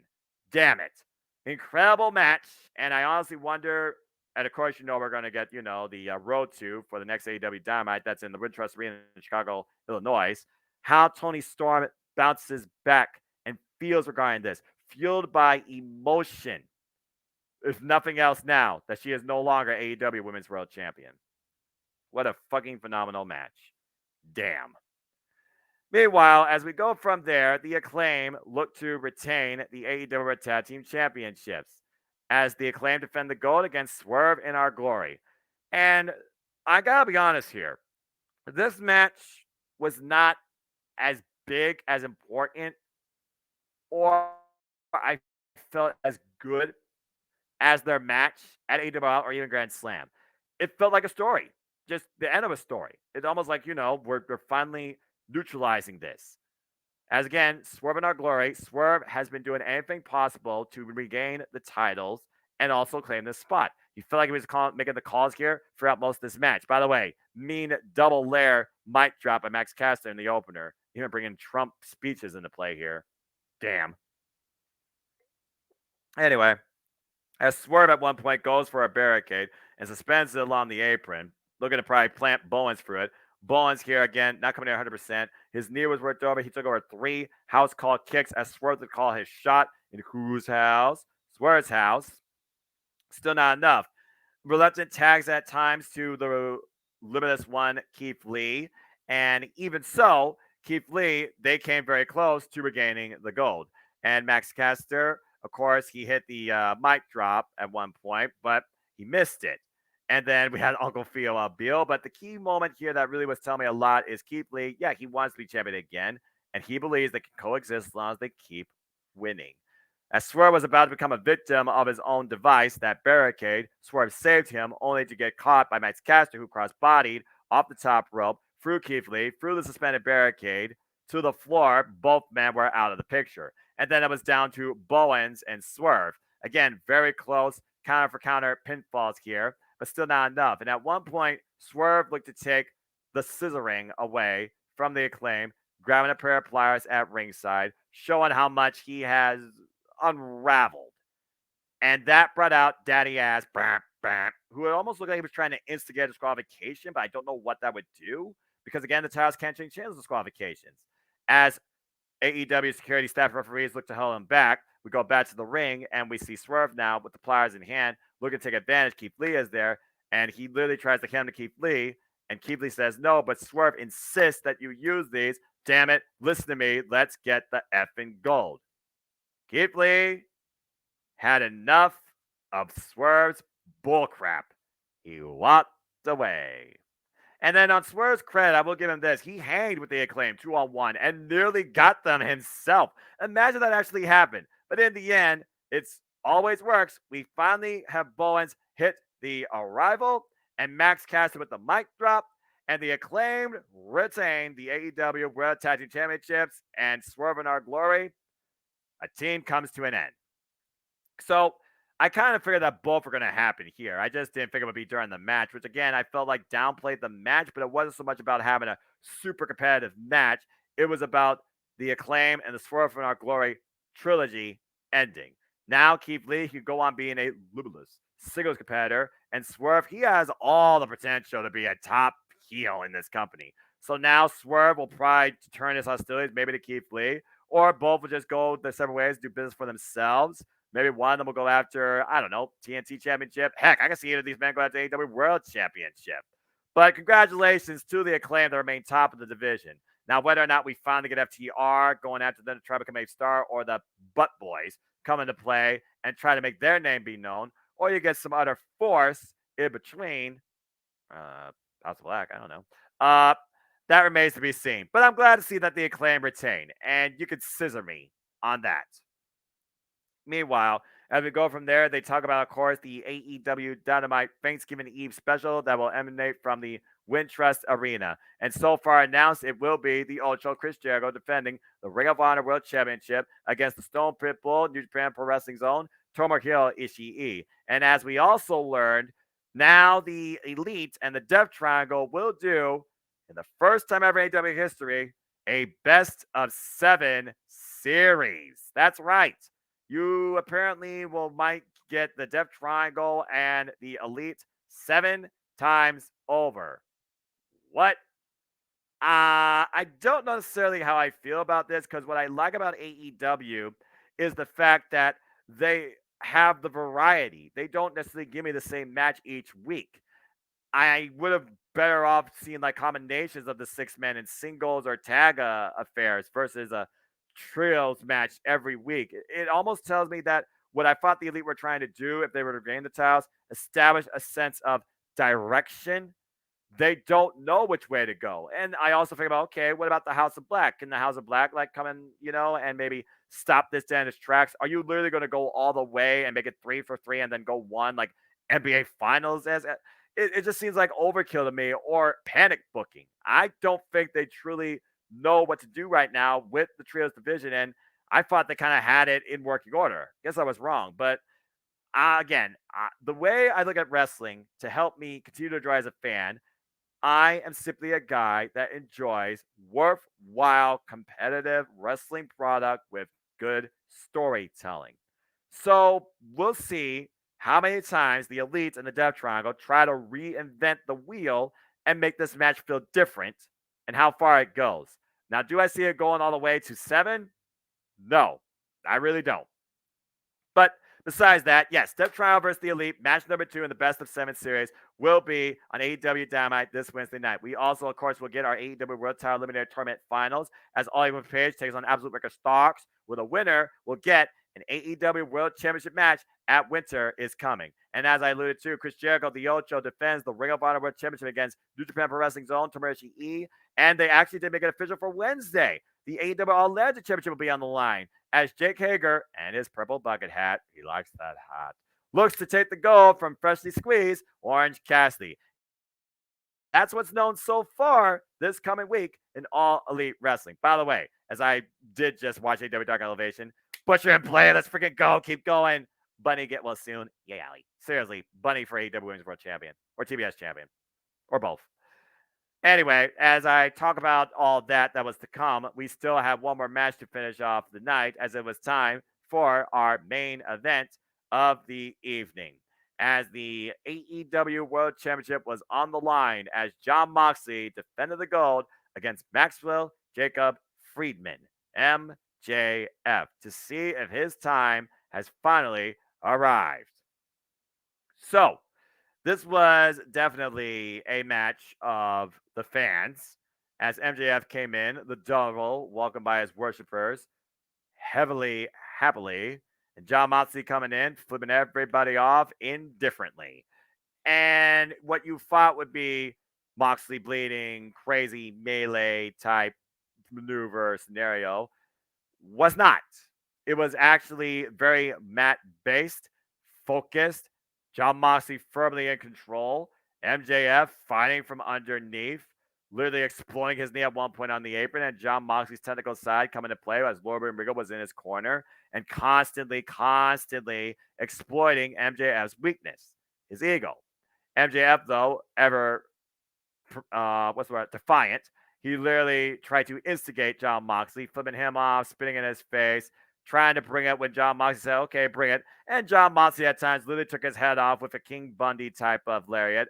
And at one point even hit the Death Rider, the double underhook DDT out of nowhere for a near fall. Still wasn't enough. At one point, these two are on the apron, and MJF pile drives Jon Moxley through the table to the floor. And even Tombstone pile drives the man on the apron, which really caused the left knee to come into play as a kayfabe Achilles effect. Can he fight from underneath? Jon Moxley heavily exploited that, looking to destroy it, heavily exploiting it, including locking in the rear naked bulldog choke. But still not enough. As this match kept going and the crowd kept instigating both men to a degree in their own ways, MJF heavily favored as the babyface. People wanted to see win. Jon Moxley, he was indifferent, flipping everybody off and just firmly control in this. MJF, Moxley, there's a ref bump. Ref comes out of play. Regal sees this. MJF grabs the ring, and Regal comes down the ringside. He's like, don't you do this. Don't you do this. And MJF throws the ring to him, flips him off. Jon Moxley nearly takes advantage for the win, but there's no ref. Another ref comes into play, counts, near fall. Then that ref, he gets bumped as Jon Moxley goes back once again for the choke. There are no refs here at all. Both men are down. Regal sees this, and Regal slides the brass towards MJF. And MJF, with the power of the punch, knocks freaking Jon Moxley out. And a ref finally comes to as MJF hides the evidence, counts the 3. Ladies and gentlemen, MJF is finally your AEW World Champion. Oh my gosh, he is better than you and you know it. And the devil gets his due at the hand of the most villainous gentleman. Why this finish seemed really obvious. I kind of was hoping for something different. I'm glad the firm didn't come into play because I feel like that could have made even things worse. But it's going to be interesting to see how this affects Blackpool Combat Club going forward. Jon Moxley, finally go on vacation, dude. You deserve it. And now with MJF leading AEW, is he ready for the real work to begin as this company's face as its champion? And with program already set up, I feel like with Ricky Starks and maybe a program that could come with Darby Allin, with Jungle Boy, just to name a couple. What are the possibilities in the storytelling, not just the in-ring work of MJF? And will we actually see more wrestling for him too? Because you look at MJF, he has not really done a lot of in-ring, especially for 2022. Very curious how AEW outlook might change with MJF at the helm as your new AEW World Champion. And with the fact that Battle Royal is coming up where he has to defend, obviously, the Dynamite Diamond Ring, does that mean maybe there's a chance he finally loses that? And are literally him and Regal going to continue to work together? Or was this a one-time audible? What was Regal's motivation? Again, the fallout from AEW Full Gear is to come. We gotta get answers. I expect both to speak on this coming Wednesday. Nothing yet announced. And as for Jon Moxley, he is always going to be, in my opinion, the face of AEW, the company guy you fall back on. But again, he was put in this spot this time due to shenanigans. Should have been on vacation. I wonder now if they're going to use this as a psyche write-off to allow Jon Moxley for some well-deserved time off. Maybe with Napercut too, and time with your family. Either way, talk about an arrival of incredible AEW talents reaching promise now as the champions. Jamie Hayter and MJF. Saraya made her comeback. Britt now, we'll see how this develops. Again, Jamie Hayter said she encourages, she welcomes the rivalry. So if it happens, it happens. Will Darby Allin finally go after the TNT Championship? And what will things now happen with that title with Samoa Joe holding both TV-based championships? It feels like Full Gear, and it feels like it's always like this. Kind of a soft reset for certain parts of AEW. And right now, I feel like they're still trying to figure out the trios division, which is why right now you're stuck with these two teams. Also, Black, please rise. Jamie Hayter at the forefront. Stop depending on Thunder Rosa. She's injured. It's as simple as that. Respect Jamie Hayter as the true champion. Reset your division through that. What's left of it, and add some great talent that you've been developing on Dark and Dark Elevation from it. Kayla Rossi, just saying. And as far as MJF goes, who knows what this guy's going to do now that he has the money and the gold. And maybe the influence and endorsement and the leadership guidance of William Regal. Oh boy. I'm curious to see what's next in AEW, but I thoroughly enjoyed this pay-per-view top to bottom. And again, there's some stuff AEW did right. There's some stuff I think they could have done differently. But overall, I had an incredible time Saturday night. It's as simple as that for me, and I can't wait to see what happens Wednesday night. And again, Tomodachi, let's freaking go. All right. Well, as we move on from there was only one show left for this incredible three-way weekend of professional wrestling. And that is, of course, the NJPW STARDOM Historic Crossover Pay-Per-View. So let's go ahead and briefly talk about this, shall we? It, of course, started off with a buy-in of their own, the 0 hour, or whatever the hell they call it, pre-show. And basically, we had the Young Lion debut in the 10-man tag in the Battle for Pride as LA Dojo took on NJPW Dojo, Fale Dojo, you name it. And Obara, he didn't do bad, but I think also he was the guy that faced the defeat. And LA Dojo, once again, with the win. Kudos to Clark Connors, Alex Coughlin, the android, who's made his intentions very well known. Just saying.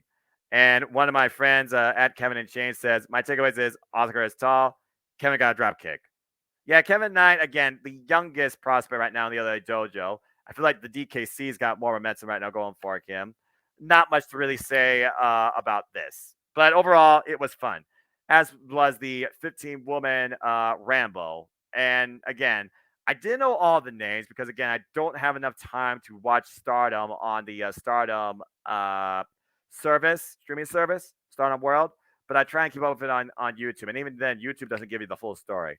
I was very happy to see, though, the likes of Hameka in play here. I'm still trying to figure out who the heck was that freaking super strong Stardom machine. I was like, that's quite a name. At one point, you had literally 3 women stacked up like cornwood, double stacked submission, double elimination. Because, again, it was pinfall, submission, or over the top rope. At one point, the Heavy Princess of Oyatai squashed somebody. Ouch. And again, it was just melee galore. And as far as what it leads to for the winner, I don't know, but it was a fun showcase. Again, I don't have a lot to say from the pre-show. I really don't, except for Wako, who's very cute, and also I'm glad she was with them on a commentary because we needed that sort of stardom type presence and influence to really, I just feel, convey the attitude and how important it is for Stardom and NJPW to coexist under this show too. So let's go ahead and get right into the main card and have some fun with this, shall we? As we go into our first match of the night, where at least the worst part of our entire show was off our screens immediately following this. As we had 8-man tag, Leo Rush, and at this point, is it okay to say that he is part of Chaos? I would say he's the newest member of Chaos here. That's my take on that.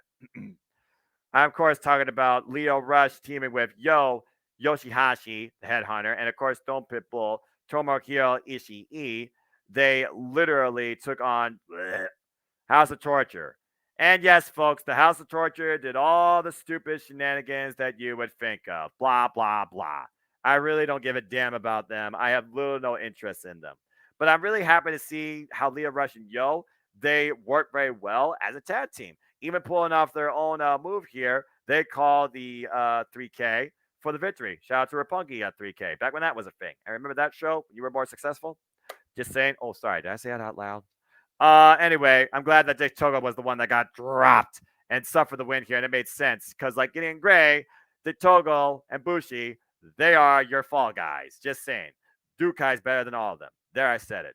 So I'm curious how Leo Rush and Yo go during the Best Super Juniors Tag League for the first time together as a team. Of course, Yo, a former 3-time over Best Super Juniors Tag League champion, and has literally led him to prominence each time at Wrestle Kingdom. I would definitely not rule him out, but I'm still holding out at this point for Chris Bay and Ace Austin. There's a lot of people in this thing with a lot to prove to challenge United Empire for the IWGP Heavyweight Tag Team Gold at Wrestle Kingdom 2. But overall, this was really fun and good momentum for the newest team on the NJPW scene. And I guess the newest member of Chaos, the man of the hour, Leo Rush, with the win. Anyway, Ishii, good luck on Wednesday. Now, as we go from there, let's talk about this fun 6-women tag affair. As, of course, we had Lady C, Asume, the high-speed champion, and Saya Kamatani, still your Wonder of Stardom champion, going to a 30-minute draw against Kairi at the Gold Rush special, taking on Mai Sakurai, Thekla, and Himeka, Dada Mundo. And, of course, we know that, well, you may not know, but allow me to tell you that Lady C and Mai Sakurai, they are a tag team known as My Fair Lady. Not on the strongest cohesion of cooperation either in the Goddesses Tag League. So, again, I expected what I expected from this match. Great high-speed offense, incredible lucha kicking galore. Good God almighty, kicked her head off at one point.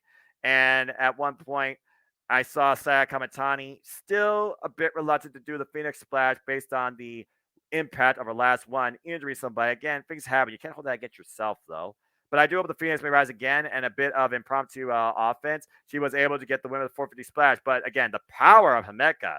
I feel like she's going to get Micah a run for her money, who, of course, was in here later. Lady C with her own version of a giant swing at one point. But as I said, I looked at this match. I figured about, okay, maybe there's a challenger for the high-speed championship. Maybe one of these two could be the challenger for the Wonder Star Championship. The side coming time now is double-digit defenses on, trying to surpass Mobile Base run. And 450 splash by Saya Kamatani for the win for Queen's Quest. The Phoenix improvises for the fall. Nice 6-women's tag. Not much more to say here. And again, Mai Sakurai and Lady C, not very well together, it seems. Good rivalry, though. I like to see him more one-on-one. And Lady C has really come into her own joining Queen's Quest, I feel like.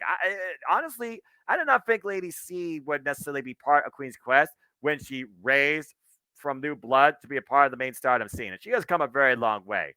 As, of course, the tallest competitor on the Stardom roster. That's a whole nother thing to figure out, too. But good stuff. Good stuff. As we move on from there, this was really fun, as it was Siri versus Yulia, but also Tom Lawler versus Zack Sabre Jr. Mixed tag team action where the men can face men, the women can face women. Yeah, that didn't hold up, by the way. Anyway, Siri and Tom Lawler took on Julia and Zack Sabre Jr. Oh, by the way, I want to give a shout out to Karen Peterson. great articles on NJPW especially when it comes to the history of Siri and Julia, which I believe is the story of Stardom for 2022. As leader of God's Eye, will defend the red strap after successfully defending it against Utami Hayashida. Apologies if I screwed up that name. Also at Gold Rush, and of course, Julia is this year's winner of the 5-star Grand Prix. So, as far as this match goes, again, don't insult George Michael. And Tom Lawler and Siri, they have definitely a similar journey to their rise professional wrestling, as of course they both have the USC background. And Tom Lawler, he literally recognizes Siri as the best professional wrestler right now on the planet. Respect. Also respect George Michael.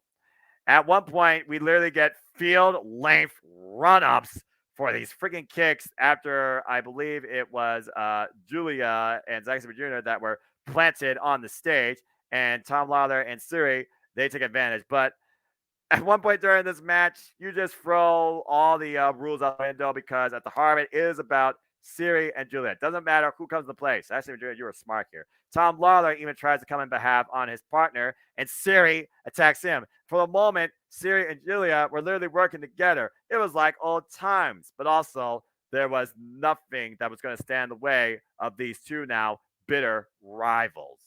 Anyway, as this continued to unfold, Zack Sabre Jr. definitely had great cohesion with Julia, and Siri and Julia. They had a bit of a pre with each other. Tom Lawler, he didn't get a whole lot in, and in the end, he and Zack Sabre Jr., they were the only two in the ring. I don't even know if they were legal men or legal tag. As Julia and Siri continued fighting on the outside, there was a bit of a technical exchange, and Zack Sabre Jr. clutched Tom Lawler, and that's it. Respect George Michael, outrageous techas. So once again, Zack Sabre Jr. and Tom Lawler, they have great cohesion, chemistry in the ring. I always would like to see these two challenge each other for the NJPW World TV Championship. They could go a draw, but honestly, I don't think I would want to draw. I think I want to see how far they could go. Respect technical wrestling. And as I alluded to, Siri and Julia, no love lost, it feels like, with those two, as again, it will be those two one-on-one at Dream Queendom, the last match card of Stardom this year, a few days ahead of Wrestle Kingdom 17. And yes, I'm watching both. And we will see if Julia's time is now to take the red belt of Stardom away from Siri and finally own it herself. A match over 1 year in the making, through up and downs, betrayals, emotional turmoils, new members, rising groups, so much more, and even conquering ghosts of her past. I would say that Julia has had the most challenging year this year in pro wrestling in her career. So my heart kind of goes out to her, and I'm kind of rooting for her. Again, I never thought someone could take it off Utami. Siri did that last year and successfully defended it. But these two, they know each other so damn well. Siri was brought into Donald Del Mundo courtesy of Julia. And again, Siri got the opportunity to win the 5-star Grand Prix and rise challenge for the red belt because Julia was injured. If Julia was never injured, would Siri ever make it or have a chance to be in this spot and be as vermilion, which she has with this belt, and dominant as she's been? Think about that. That's really all I got to say about that. So, again, respect to all four. This was really fun. This was just a great, fun pay-per-view. And again, respect George Michael. Oi! But I digress. All right. As the mixed tag team fun continues, we move on from there to a match that, honestly, out of these 8, yeah, it was 8, right? I'll make sure I got it right. 8. I just want to see. I just want to see more Starlight Kid and El Desperado. But I do find Mitar's entrance incredibly cute with the Holy Emperor. I kind of wish that Taiji literally kept singing all the way down to the ring, and they just were dancing along with him because they even had the matching mask of the Holy Emperor. That being said, this was unique 8-person tag. As of course, I'm talking about El Desperado and Dukai teaming with Black Desire, Momo Watanabe, Black Peach, and of course, Starlight Kid. They took on the foursome of Mita, the Goddesses Stardom Tag Team Champions, and of course, their tag team partners from Suzuki-gun, the Heel Master, Yoshinobu Kawamaru, and the Holy Emperor, Taiji. Now, Suzuki-gun is no strangers to fighting, let alone fighting amongst themselves, but it's not often they really fight amongst themselves. More so, they're just drinking together and fighting over who picks up the bill. But here, of course, I look at Black Desire, looking to maybe get some momentum to try and go back after the Stardom Goddess Tag Team Championships. Of course, they are in the tag league right now. Not a great score. And of course, they are the former tag champs themselves. But what truly is the cutest tag team I've ever seen on the scene in Stardom. They demonstrated what they're about and they were able to pull it off, but not without a little bit of help from the heel master himself. How dare you corrupt Natsupoi? How dare you, Yoshinobu Kawamaro? Come on. She's not a heel, and I don't think she drinks either. But I love the fact that Momo Watanabe wanted to challenge Taiji kick for kick. Again, I want to see that match. I want to see who is the fearless kicker, all right? Just saying.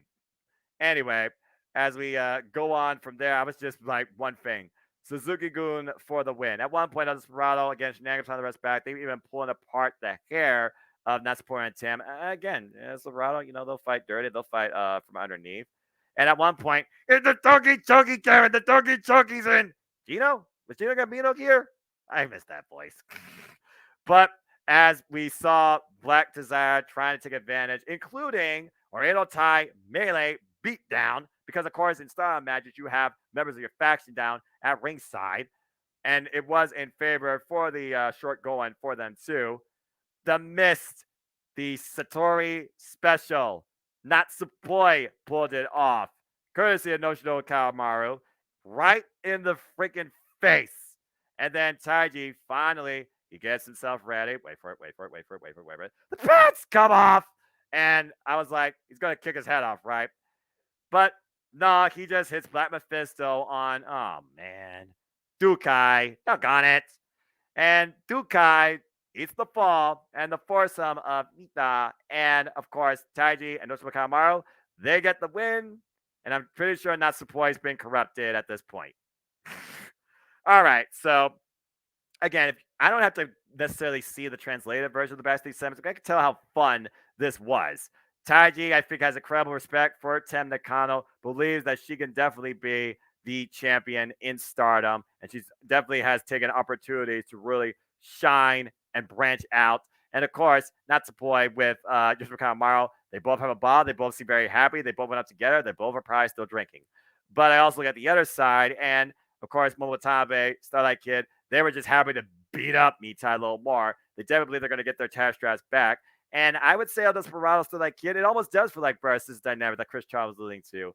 I would definitely like to see more of them together in maybe mixed tag team matches. And there's a lot of similarities when you think about Starlight Kid was the bright light, now the dark star in Stardom, and it's really helped to rise to prominence. So overall, I thought that this was a really fun mixed tag team match. And again, Momo Watanabe, go after Taiji. I want to see this battle of kicks. It could go longer than Kota Ibushi in the G1 Climax for all I care. I want to see this battle of kicks. Let's freaking go. I still believe Momo Watanabe has the stiffest, meanest kick in the entire Stardom roster. Just saying. And of course, Starlight Kid and Momo Watanabe, they still, of course, are 2/3 of the Artists of Stardom Trios champions. So there's that. All right. As we move on from there, it was a match of a whole different sort of foundation and pedigree as the ones known as master talents. I'm, of course, talking about, I think it's pretty fitting, Queen of Roses, the former red belt holder, Utami Hayashida, teaming with the ace, I'm, of course, talking about Hiroshi Tanahashi. They took on the duo founded in Japanese tradition, honoring heritage, ground-based, no-nonsense style, and two of the more powerful athletes, in my opinion, across New Japan and Stardom, Hiroki Goto and Maika. Maika, of course, of Donna Del Mundo, and of course, Utami of Queen's Quest.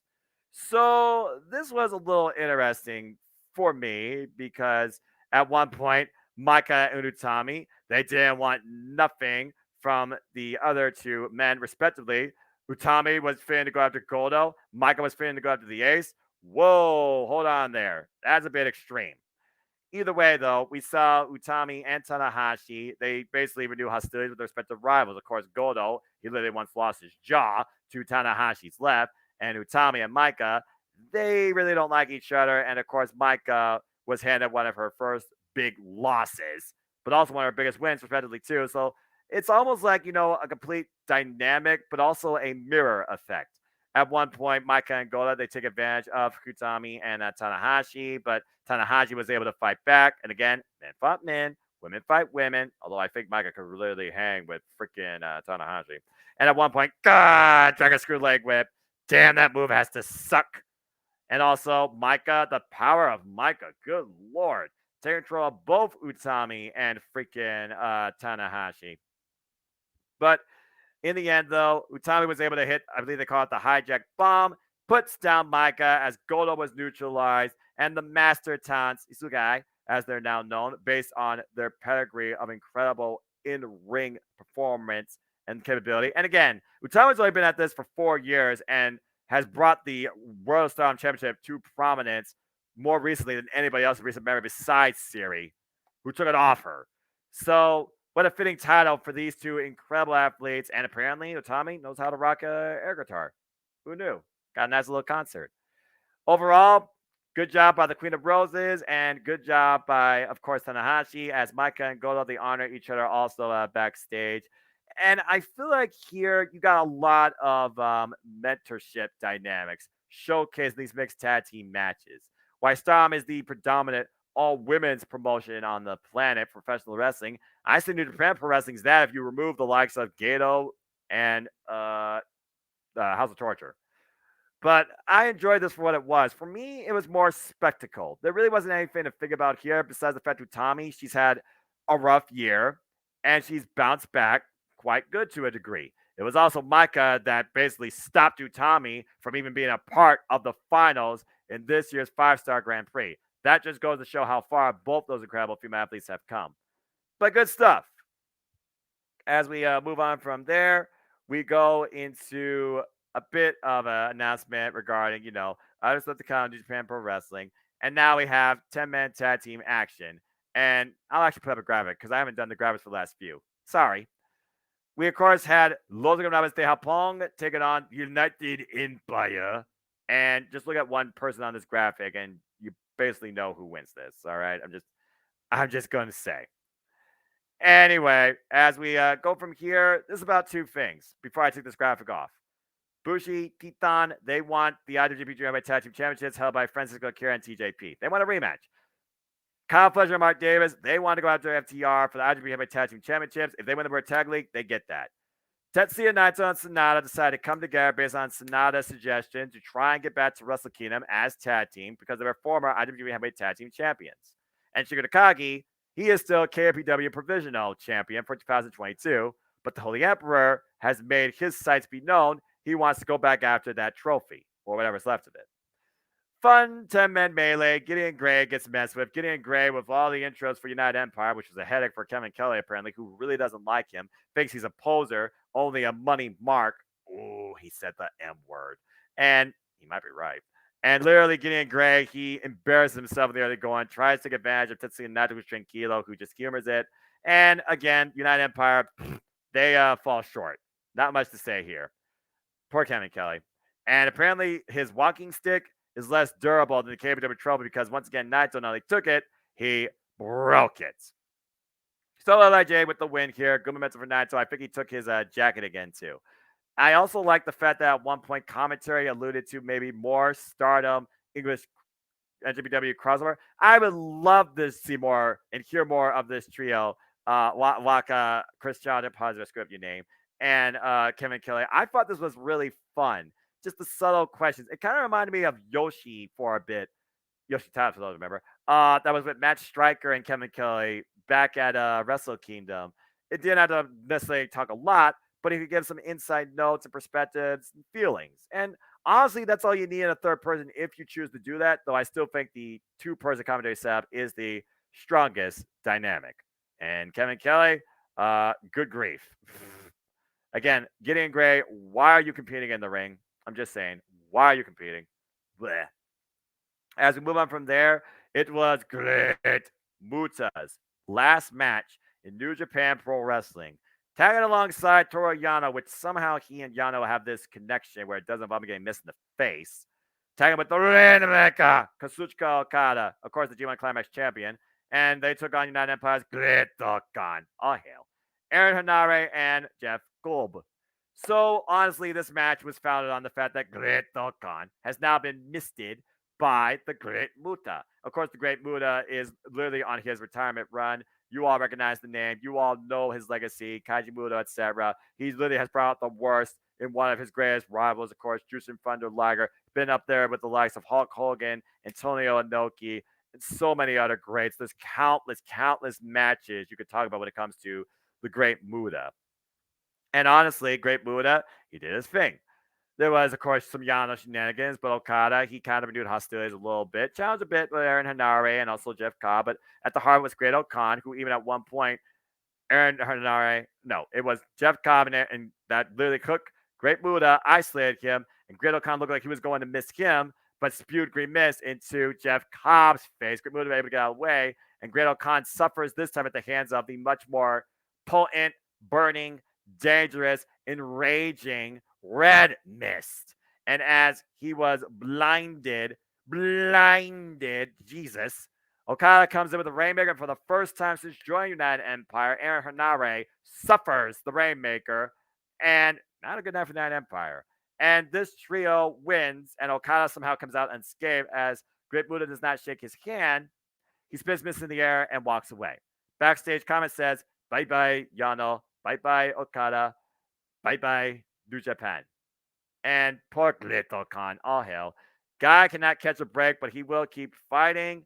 And Jeff Cobb, that whole backstage segment, I wonder if he realized he was not looking at the camera. He was looking at the wall. Seriously, young boys, why'd you not get him water? I'm just saying. Seriously. Anyway, this was fun, though. Again, I got nothing but respect for the Great Muta, Arigato. And, of course, we know that he has last match with Sting, a tag match. And we also know that the first match of the new year, he will be facing Shinsuke Nakamura one-on-one in Pro Wrestling Noah. So, not done yet, but a fun way to say bye-bye to New Japan Pro Wrestling. Although I do wonder with what happened, will Great Khan somehow instigate maybe a singles match against this guy before he truly is done altogether? How many times can Great Khan get misted in the face before he's had more than enough? Of course, I also know now he is involved in the World Tag League with Aaron Hanare, so maybe he will set his sights on that, and winning that will help. Will he win it, though? I don't know. Aaron Hanare, though, big chance for him, as, of course, the World Tag League starts off, I think, tomorrow. As we go on from there, we move on to the IWGP United States Championship match as Roughneck, or Rogueneck, excuse me if I was good at that botch. Challenger, Shota Umino, took on the Commonwealth Kingpin, the 16th IWGP United States Champion, Will Ospreay. And, of course, introduced by Gideon Gray. This Gideon Gray guy certainly is a character, to say the least, and a loudmouth. I think I'd rather hear Don Callis. As Will Ospreay makes his way out, of course, the Titantron talks about his accolades, Gideon Gray talks about his accolades. I love the fact that his gear is a nod to Hayabusa, different form of pants. But he also, that gear apparently was donated, so respect. Again, Ospreay, he might be a complete villain, but the man does have a heart. And Jeff Meason can tell you that, and he's also half Kryptonian. So there you go. And this was a great match for Shota Umino. Really shows how far he come. He handled Will Ospreay for a good 20 minutes, and while the ref again was his father, Red Shoes Umino, there was no short call here. He went the entire distance, even enduring a hidden blade, as it looked like a couple of times he was going to take Will Ospreay for the title, considering this was the third singles counter. It was not meant to be. After surviving the hidden blade towards the very end, after freaking Chelsea grin and being dropped on his head more times than I could count, Will Ospreay followed up with another hidden blade, maybe on instinct, and then exploded with the Stormbreaker, a move that no one kicks out of. And in a great, I would say, exhibition, Will Ospreay once again retains the IWGP United States Championship as Gideon Gray endorses him as the best professional wrestler on the planet. Best. Where have I heard that before? And as he was about to say his name, the lights went out. And next thing you know, on the Titantron, Japanese English translation combined, the best bout Machine himself, holy shit, Kenny Omega, who basically talks about how, why am I here? When I left for AEW, there was nothing left for me in New Japan Pro Wrestling.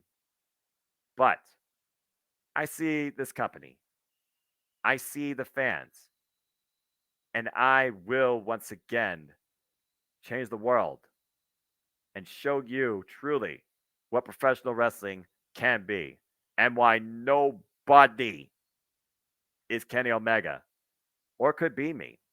Cause everybody, including Ospreay, a knockoff, but also remembers what he did to him back in the Trios tournament after they won.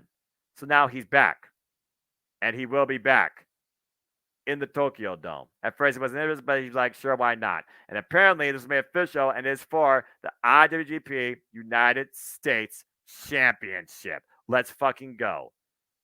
And Will Ospreay says, why he left, I stayed. If you want to come back, be my guest.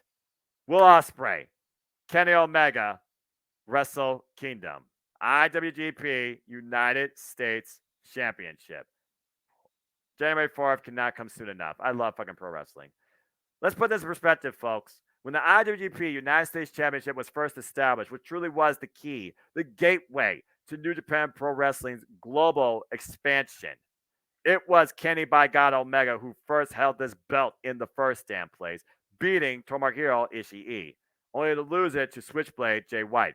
He set the pace.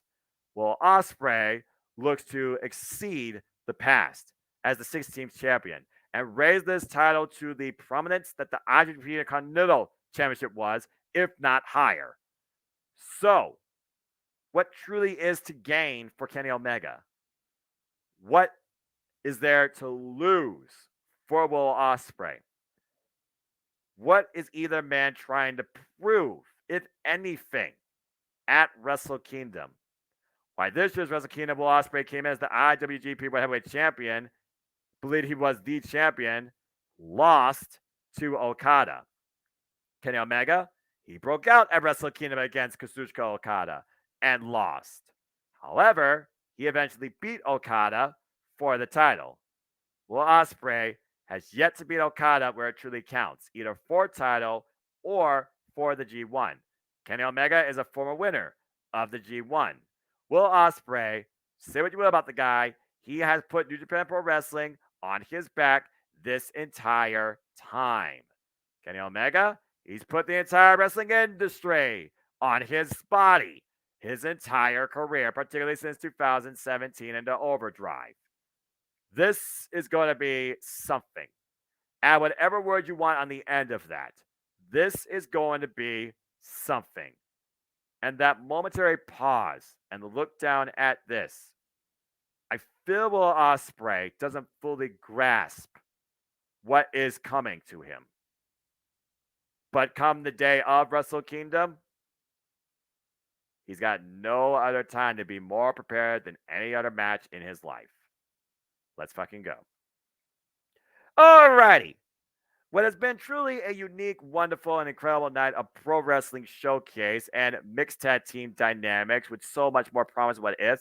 And I still wonder, if I were to pair Kazuchika Okada with anybody from Stardom, who would it be? I mean, again, the guy is literally the face of New Japan Pro Wrestling. So I guess, honestly, the only one I could think of would probably be Mayu Iwatani. Which, of course, leads me now into our main event where history to be made and a legacy to start. As the first ever IWGP Women's Champion was crowned between Mayu Iwatani, the icon of Stardom since day one, against a fellow daughter, one of three daughters, these being two of them, the other one being, of course, Io Shirai, the pirate princess herself, Kairi. Now, these two, there is no love lost. They actually don't really like each other, but you cannot argue when it comes to what they both have done respectively for professional wrestling. And they brought that out against one another for a good 25 to 30 minutes. From the ace of NJPW to the icon of Stardom and the pirate princess, fellow daughter of Stardom, returning home from a voyage across very stormy seas to finally claim treasure. This was an absolutely incredible match. 5 years delayed. Definitely these two have not lost a single step when it comes to facing each other in their game. And I gotta say, I was really surprised here. I thought countless times over that Mayu had it. Of course, Mayu has won match before with that beautiful top rope moonsault. Eventually, she was able to finally hit it, but Kairi kicked out. At one point, Kairi went for the elbow drop and literally planted into the canvas. Both these women bending each other over backwards. Northern Light suplex bridge attempts, also for a nice near fall. And the thing about Mayu Itami that goes to her longevity, especially for how much she's put her body through, being part truly of Stardom since the beginning, she knows how to soften herself for a bump, take a bump, exercise a bump. She literally bumps more than anybody else I've seen lately in professional wrestling since I've come to know Stardom the last few years. Thank you, YouTube. Even though you don't show me the matches in full, which I'm still somewhat annoyed by. At one point, Kairi literally firing herself off like a cannonball with the most vicious spear I've ever seen, collapsing Mayu. Still not enough, and then take her over into a submission hold. Somehow Mayu was able to count out. Meanwhile, Mayu, she crazy, dude. She crazy. Both these women are crazy. Multiple forearm exchanges, trading bombs, testing and challenging strong spirit. And we find Mayu and Kairi, I feel on a bit of an adrenaline rush or forgetting what pain is, testing each other's resolve and fighting spirit mentality, clocking and rocking each other. And then, oh man, ridiculous super kick. Surprised you didn't bend over backwards from that. Tombstone pile driver, dragon suplex follow up. What the hell? For a near fall. And this match is 20 minutes in. And these two, again, they already look like they are dead to rights. Again, this has a 60-minute time limit, so I imagine if it did go to a draw, the tie would have been held in abeyance. Meanwhile, Mayu Itami was finally set up enough in a prone position on the mat that Kairi found her way to the top rope, screaming out in pure motivation and probably agony, and drops an elbow to the spine of Mayu Iwatani. And finally, follow up elbow drop top rope. Still not enough for Kairi to win. Kick out. And I thought, how the freaking hell is she not broken in half? Meanwhile, Kairi still stayed on the attack. Mayu's fighting spirit would not die until Kairi finally hit that one and true insane elbow drop. And Mayu Iwatani was finally pinned for the 1, 2, damn 3. And Kairi now starts off legacy and makes history as the first ever IWGP Women's Champion. What a moment, what a story, what a match, professional wrestling, what history. And these two overwhelmed with emotion for what this meant to not only be there that night for this title, for this moment, but to wrestle one another. Again, you don't have to like each other in the industry, but you damn sure when it matters need to respect one another. And there is no doubt that there is so much incredible respect between Kairi and Mayu Iwatani. As again, Mayu absolutely distraught, coming up short just by that much after relinquishing the SWA championship to focus on this, to continue trailblazing her legacy as the icon of Stardom and carry the Stardom name to further heights than ever seen before. It just was not meant to be. Not that night. And Kairi, overwhelmed with emotion, finally takes the mic, thanks everybody, and looks forward towards now setting sail with this treasure and seeing who might come after and pillage it. Well, we didn't have to wait long to figure out who the first challenger will be, as of course the first defense will be at Wrestle Kingdom. Why? Tam Nakano. Tam Nakano has made her sights and presence be known and has decided to challenge Kairi for the IWGP Women's Championship, which Kairi welcomes, but you can't touch the belt. No. You can't touch the belt, okay, because you're not the champion. As Kairi sends us off and the confetti falls, and history on this historical, phenomenal, one-of-a-kind night comes to a close. Congratulations to Kyrie, the first ever IWGP Women's Champion. And that was NJPW Stardom Crossover Pay Per View. This show was truly special in its own way. It is not one you compare, it is one you consider for what it could lead to and what all these men and women did for us that night, too. I absolutely love this show more than any other show this weekend. This was a fun, incredible, one of a kind pay per view. With again, last week's match, it was what it was. But all these different dynamics, you see how close, but how high New Japan Pro Wrestling and Stardom carry themselves. While New Japan Pro Wrestling has their track record of controversial history, you don't really necessarily feel or see that in Stardom. Is there tensions and personal rivalries? Absolutely. But Stardom being a part of this just made professional wrestling feel complete, whole, and kind of shows that in this industry, there are no boundaries between what you can do or what you can be or where you could be seen in professional wrestling. Stardom set that up for the last decade plus just for women. This pay per view set up who knows how long for the entire companies all together. And I really can't wait to see what's next. As for both companies, especially with Stardom and Wrestle Kingdom literally having presence together right after Dream Queendom. Stardom's version of Wrestle Kingdom, if you want to put it in context. Just saying. As I go backstage a little bit, because I did hang out for the entire time before, they truly signed off. And Kyrie tells about how important it is, how important, what it means, IWGP, what those letters mean to her. She gets confronted by Utami Hayashida. And while Utami says that I, of course, have no track record or any sort of leverage to challenge you right now for this title, I want to face you one on one.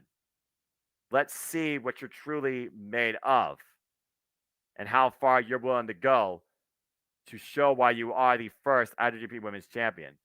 And then she cheers her and drinks her. And Jesus, Tommy, slow down. Man, she guzzled that thing. Girl can chug. So, in a fun exhibition, pre-Wrestle Kingdom at Dream Queendom, it will be Utami Hayashida versus Kairi, one-on-one. I'm very curious what this could lead to and what Utami is trying to basically set out to make an example of here in this match too. Because again, she was not involved in the finals. She fell short.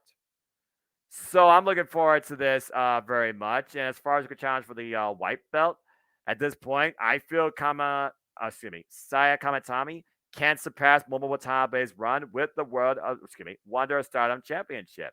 And again, will 2022 culminate at the very end point of it with Julia finally becoming the World of Stardom champion? Those right now are my biggest, can't wait moments to see before the end of 2022 in professional wrestling. And overall, like I said again, this was truly a wonderful showcase. And I honestly hope this and Forbidden Door, they've been my stands for 2022. I'd love to see both of these run back again. And maybe next time on Forbidden Door, Stardom presence can actually be truly involved. I know Utami wants to challenge Abaddon. I welcome that. Seriously, where is Abaddon? They need to showcase her more. With Jamie Hayter now as the AEW Women's World Champion, as a former SWA champion, why not have Jamie Hayter and Mayu Utami maybe clash? Just saying. Again, I don't think there's no boundaries, but this crossover show truly exemplified that. And I thoroughly loved it. But that being said, folks, that is my return back to the Simple Takes in a big triple showcase way. I now ask you, what was your favorite show of this past weekend? What did you enjoy the most this past weekend in professional wrestling? If anything, what do you look forward to from any of these companies? Stardom, NJPW, Impact, AEW. Maybe something I didn't talk about. And overall, what is your biggest takeaways, maybe from what I said, or what you think is next in all things wrestling too? We'd love to hear you. But thank you again for tuning in and checking this out, whether you listen to it in parts or on demand. Maybe down the line, I'll actually go down in the description and put in timestamps. I don't know. I'm just glad to have my voice back. And at the end of the day, I just enjoy professional wrestling. And I've really enjoyed what this last weekend definitely presented. So thank you once again for tuning in. And as always, thank you, professional wrestling. It's as simple as that. But if you want to know more about me, know this: I am just a simple man and a lifelong fan of professional wrestling. By the way, did I mention that the likes of Deanna Purrazzo, Tony Storm, Piper Niven, and Shayna Baszler and Bea Priestley also went through stardom? Just saying. Find me on Instagram, Twitter, and YouTube, and Foster1916 for all things wrestling. Shout out, of course, to my entire AEW family on the Twitter. While I might speak sometimes as fast as Scarborough, if not faster, I am not that. But you can find my voice and my commentary coverage and outtakes on all things wrestling across the Jet Beach Network multiverse of media and FTW Productions, maybe Wrestling Rundown. I also once in a while compete in wrestling trivia on Combat Wrestling Trivia. Just follow Chris Cass on Twitch for more on that. Follow them also here on YouTube. Say yes to No DQ, as I always work with them as well. More super predictions, but once in a while, you'll find me on the review too.